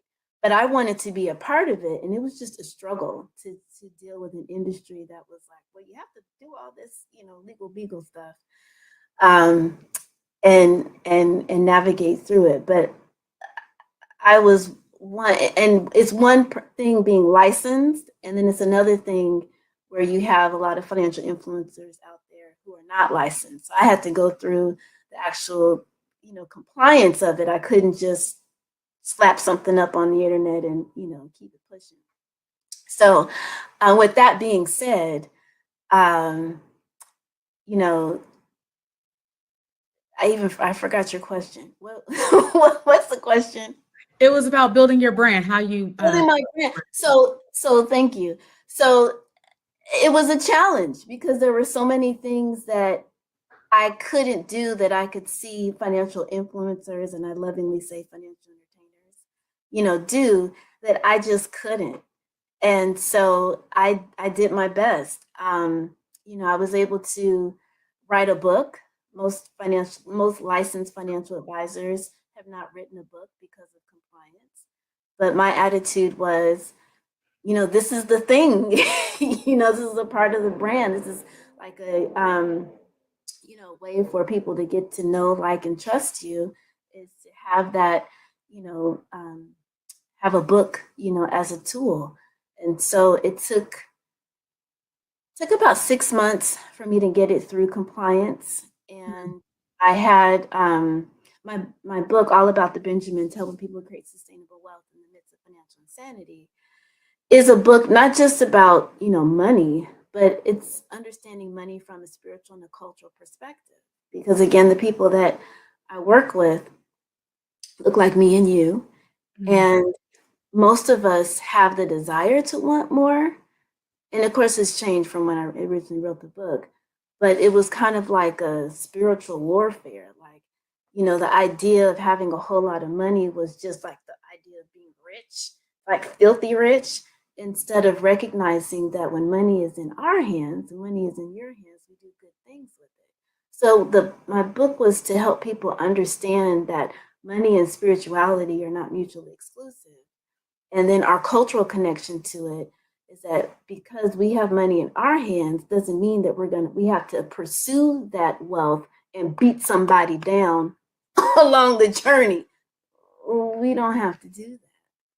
And money, just because you have money or you're in pursuit of it, doesn't mean that you have to go about it in a malicious, evil, maniacal way. You can pursue money with love, integrity, and justice.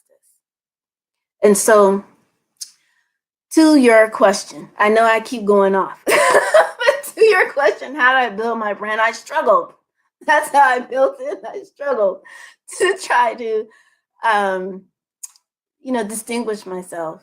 And as the social media industry matured, the financial services industry recognized, Facebook's going to be here forever. Let's get on board. So the rules and regulations are not as tight and ridiculous as it was initially. And so my presence online to have that face and that voice of a licensed financial advisor on the scene we're just few and far between because of the compliance. So branding is something that I feel is something that you continue to evolve and expand because it's your business. You're growing and expanding and evolving into the next best version of yourself. So your brand is going to do the same thing. So while I've been consistent with helping people break down and understand that the pursuit of money and the pursuit of spirituality is a similar journey, that's been my approach to helping people understand money's not bad, y'all. I would say that's my theme, if you will, and the underlining current to Zillionaire Enterprises. Money is not bad. So I want to talk about how we can leverage money and utilize it to grow it, multiply it, and to live better lives and beyond. So what are some of these financial products and services that you consider to be essential for your clients, and how do you decide what to offer?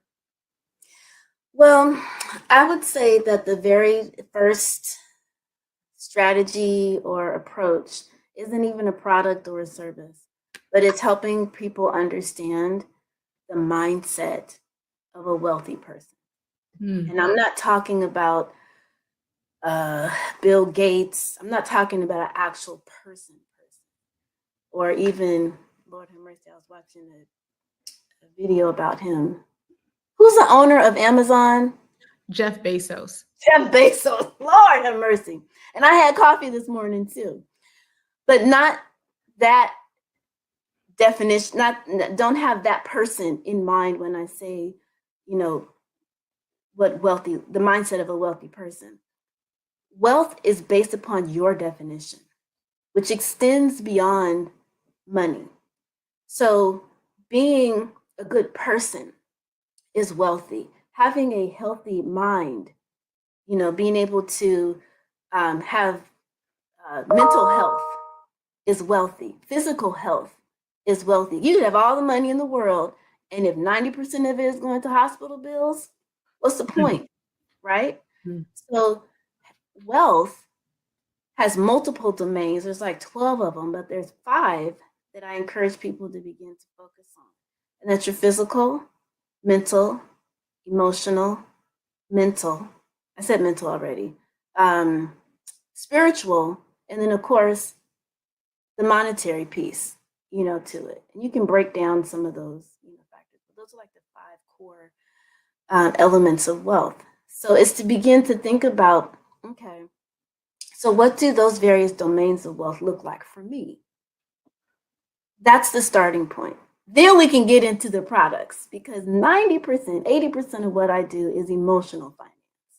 It's breaking through the terror barrier of, okay, yes, I had trauma as a kid growing up. You know, my parents took my social security number. Okay, you know, all of those types of things.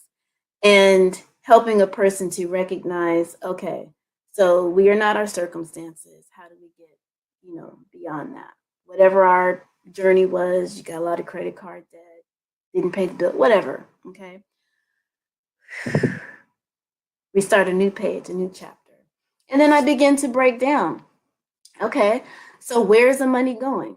So that's the budget, right? Cash, money in, money out. So that's, again, not necessarily a product, but, you know, it's getting financially organized. We understand what's going on with the debt. Okay, do we need to structure a system to reduce it and eliminate consumer debt? Because consumer debt is not what creates wealth. It's being able to leverage debt by way of an asset through property acquisition or on margin on your stock securities, your investment portfolios. That's how wealth is leveraged to grow more and more wealth. Understanding what loans look like for your business, that kind of thing. But that consumer debt, you know, if we're caught up because we're on Amazon too much, we've gone to a Target, you know, too often. We got to get this shoes, this dress, this necklace, this hat, you know. We want those things. I'm not saying don't buy, but in the context of having priority. And then building up a systematic savings plan, then investment plan. And so there's multiple, you know, assets a person can invest into to build wealth.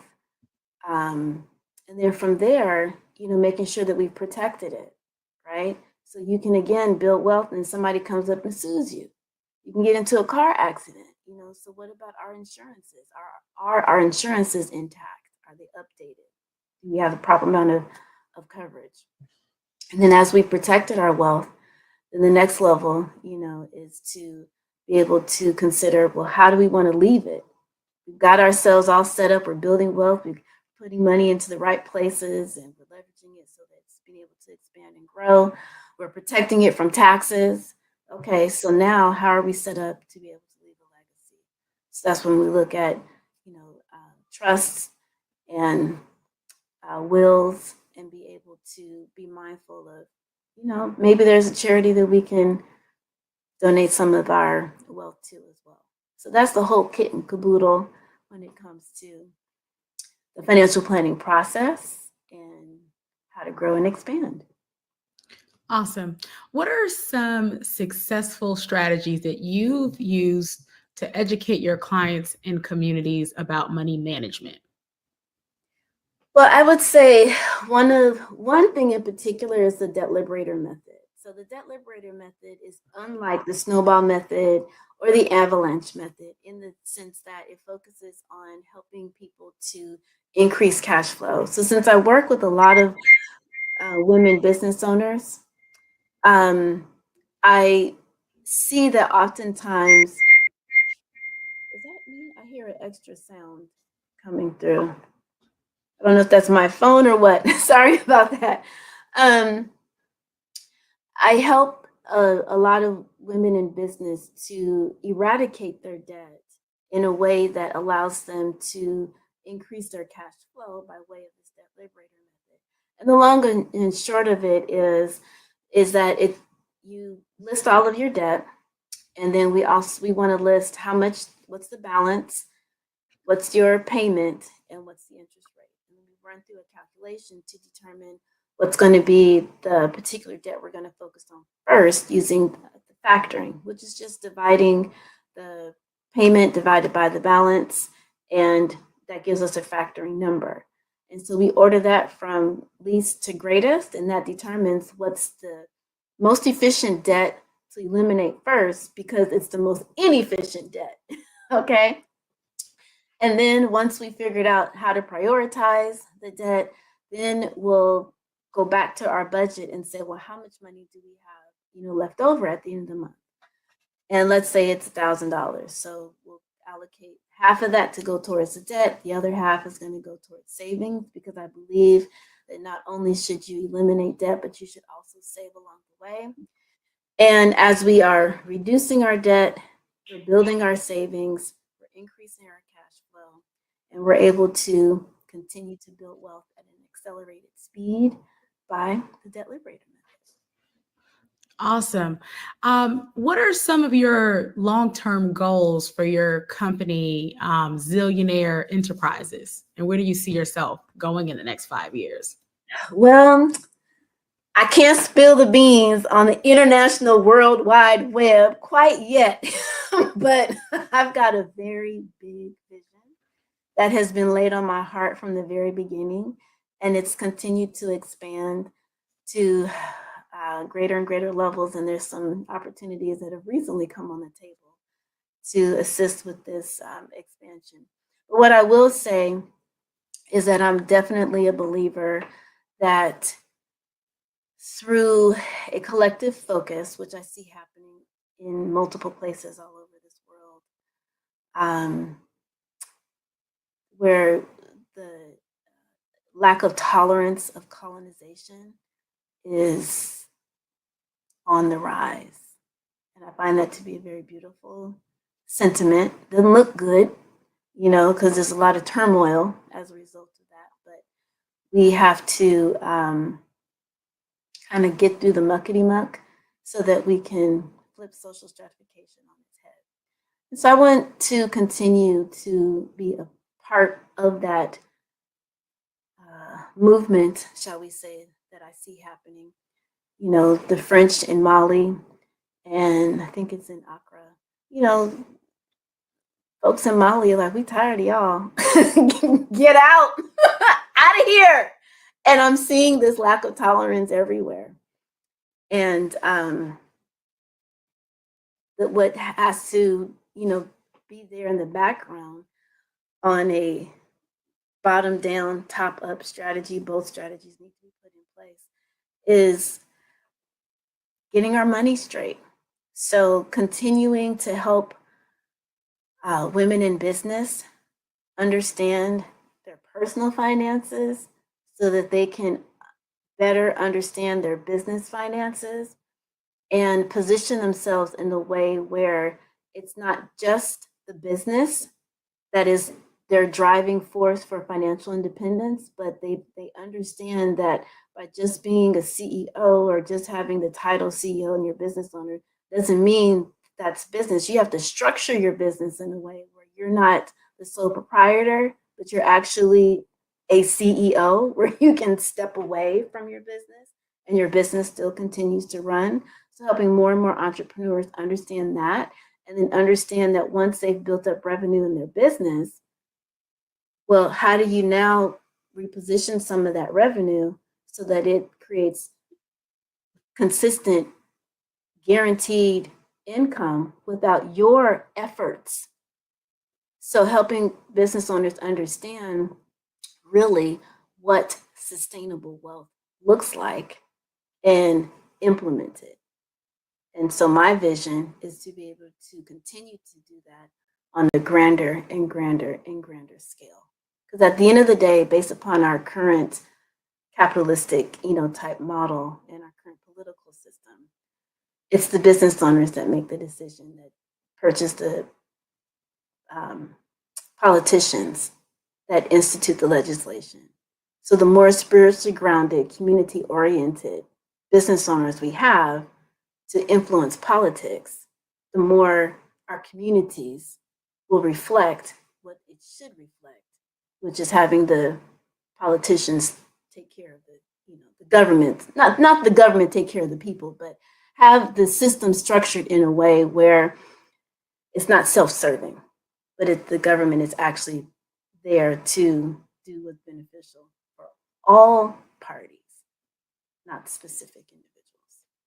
Awesome. How can our audience stay connected to you? Well, I am on almost every social media entity out there, from TikTok to Facebook to Instagram, through Zillionaire Enterprises. And Zillionaire is ZEALLIONAIRE.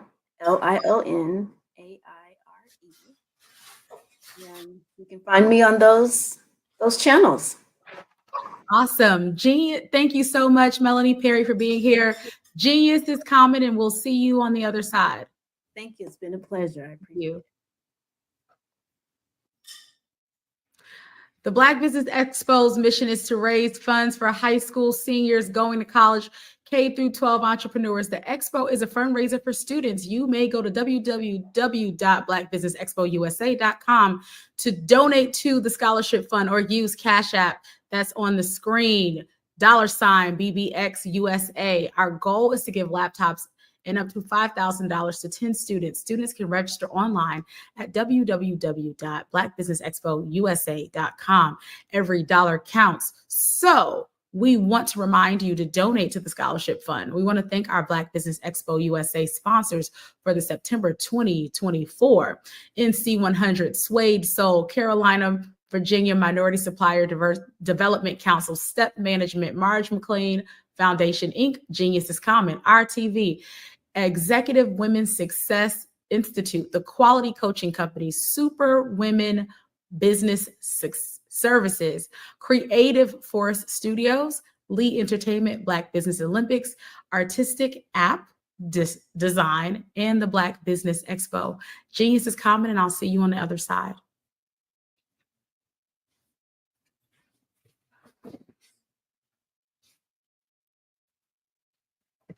Genius is Common, and I'll see you on the other side.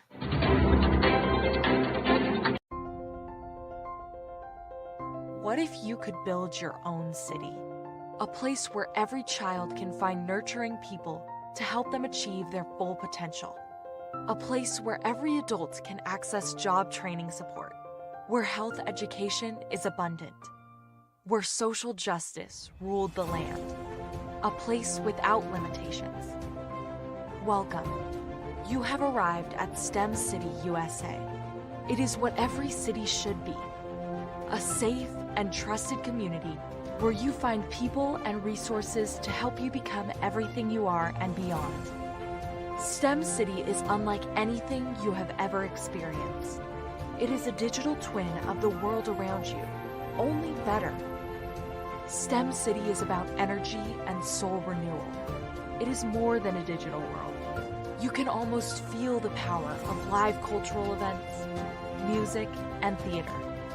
STEM City promises a better future for children with caring mentors and hands-on activities with dedicated tutors to support our youth. STEM City is your passport to a healthy lifestyle with weekly events addressing our community's many issues. STEM City is your financial well-being with helpful information on wealth management, career advancement, job training, and so much more. STEM City is the community you deserve. It is the city where your dreams can come true. STEM City USA, a place in the sky that is accessible to all who reach for the stars.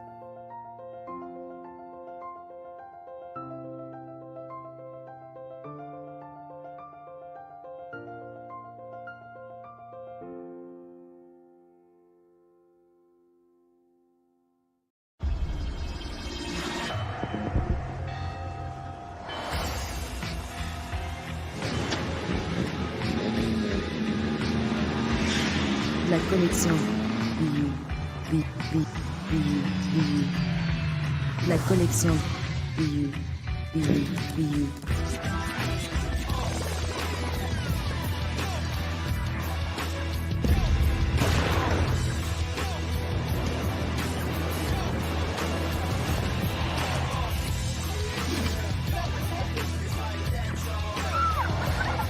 In a world obsessed with the cult of celebrity, I challenge you not to aspire to anyone else's greatness, but instead strive to reveal and ignite the greatness within you.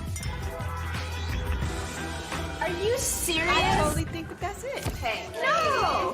Hey. To me, sexy is a man that knows who he is and what he wants.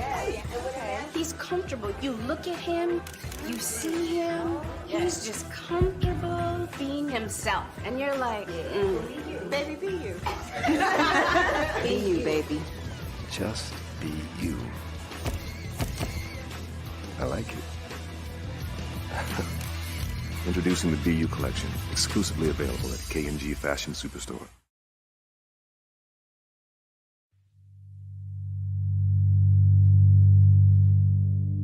So what we have to do is when we get in a spot, we need to create some spots for us.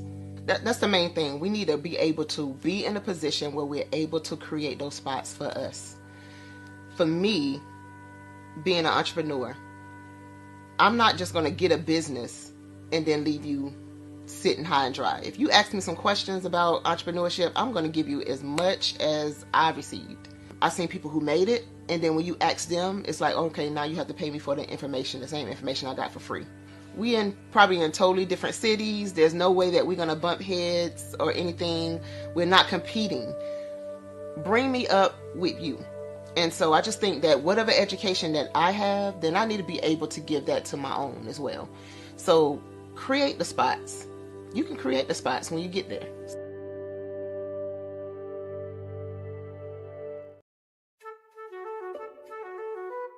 This is Dr. Arnold T. Petsworth. He's the owner of Petsworth Vet World, a veterinary clinic in Hopton, Connecticut. His patients include dog, cat, frog, fish, Goldie, dog, and this alpaca. Due to doctor-patient confidentiality, we can't tell you their names. Business at Vet World was steady, and then quarantine hit. Neighbors brought new four-legged friends into their homes. Bunnies. Bunnies everywhere. Dr. Petsworth welcomed these new patients with open arms. The only problem? There were more appointments than he could manage. That's when Dr. Petsworth turned to his American Express business card, which offers spending potential that's built for his changing business needs. He decided to hire a new assistant, Julio, and with spending power built for business purchases, he used his card to furnish a new exam room. Together, Dr. Petsworth, Julio, and American Express Business made sure all the pets of Hopton got the love and care they deserved. And everyone was happy. Bravery is not the absence of fear, but the ability to overcome it. We stand for those who defy suppression, who speak out, and those who walk the road less traveled. Everyone deserves to be seen and their voices be heard. We're sparking a movement, growing a community of creators united by the desire for freedom, choice, equity, and ownership. At Fanbase, it's all for one and one for all. We support each other to guide, promote, and uplift you in a place where you can unapologetically be yourself. A place where your voice, ideas, and creativity are not just welcomed, but celebrated. We are Black founded, minority funded, and supported by a diverse, inclusive, powerful community that believes in the strength of authenticity and individual choice. Regardless of success or background, we welcome you. The marginalized, the underappreciated, the successful, the superstar. We're for all who seek a space to express themselves freely, where they are rewarded for being their authentic, true self. We transcend labels because only we have the right to define ourselves. We are built for the brave, the culture, the creators, and for the future where everyone has a power to shape their own destiny, where all are empowered, voices are amplified, and freedom is embraced. For the first time, you have a chance to own the platform you helped make popular. It's a revolution, a movement in how we connect, create, and share.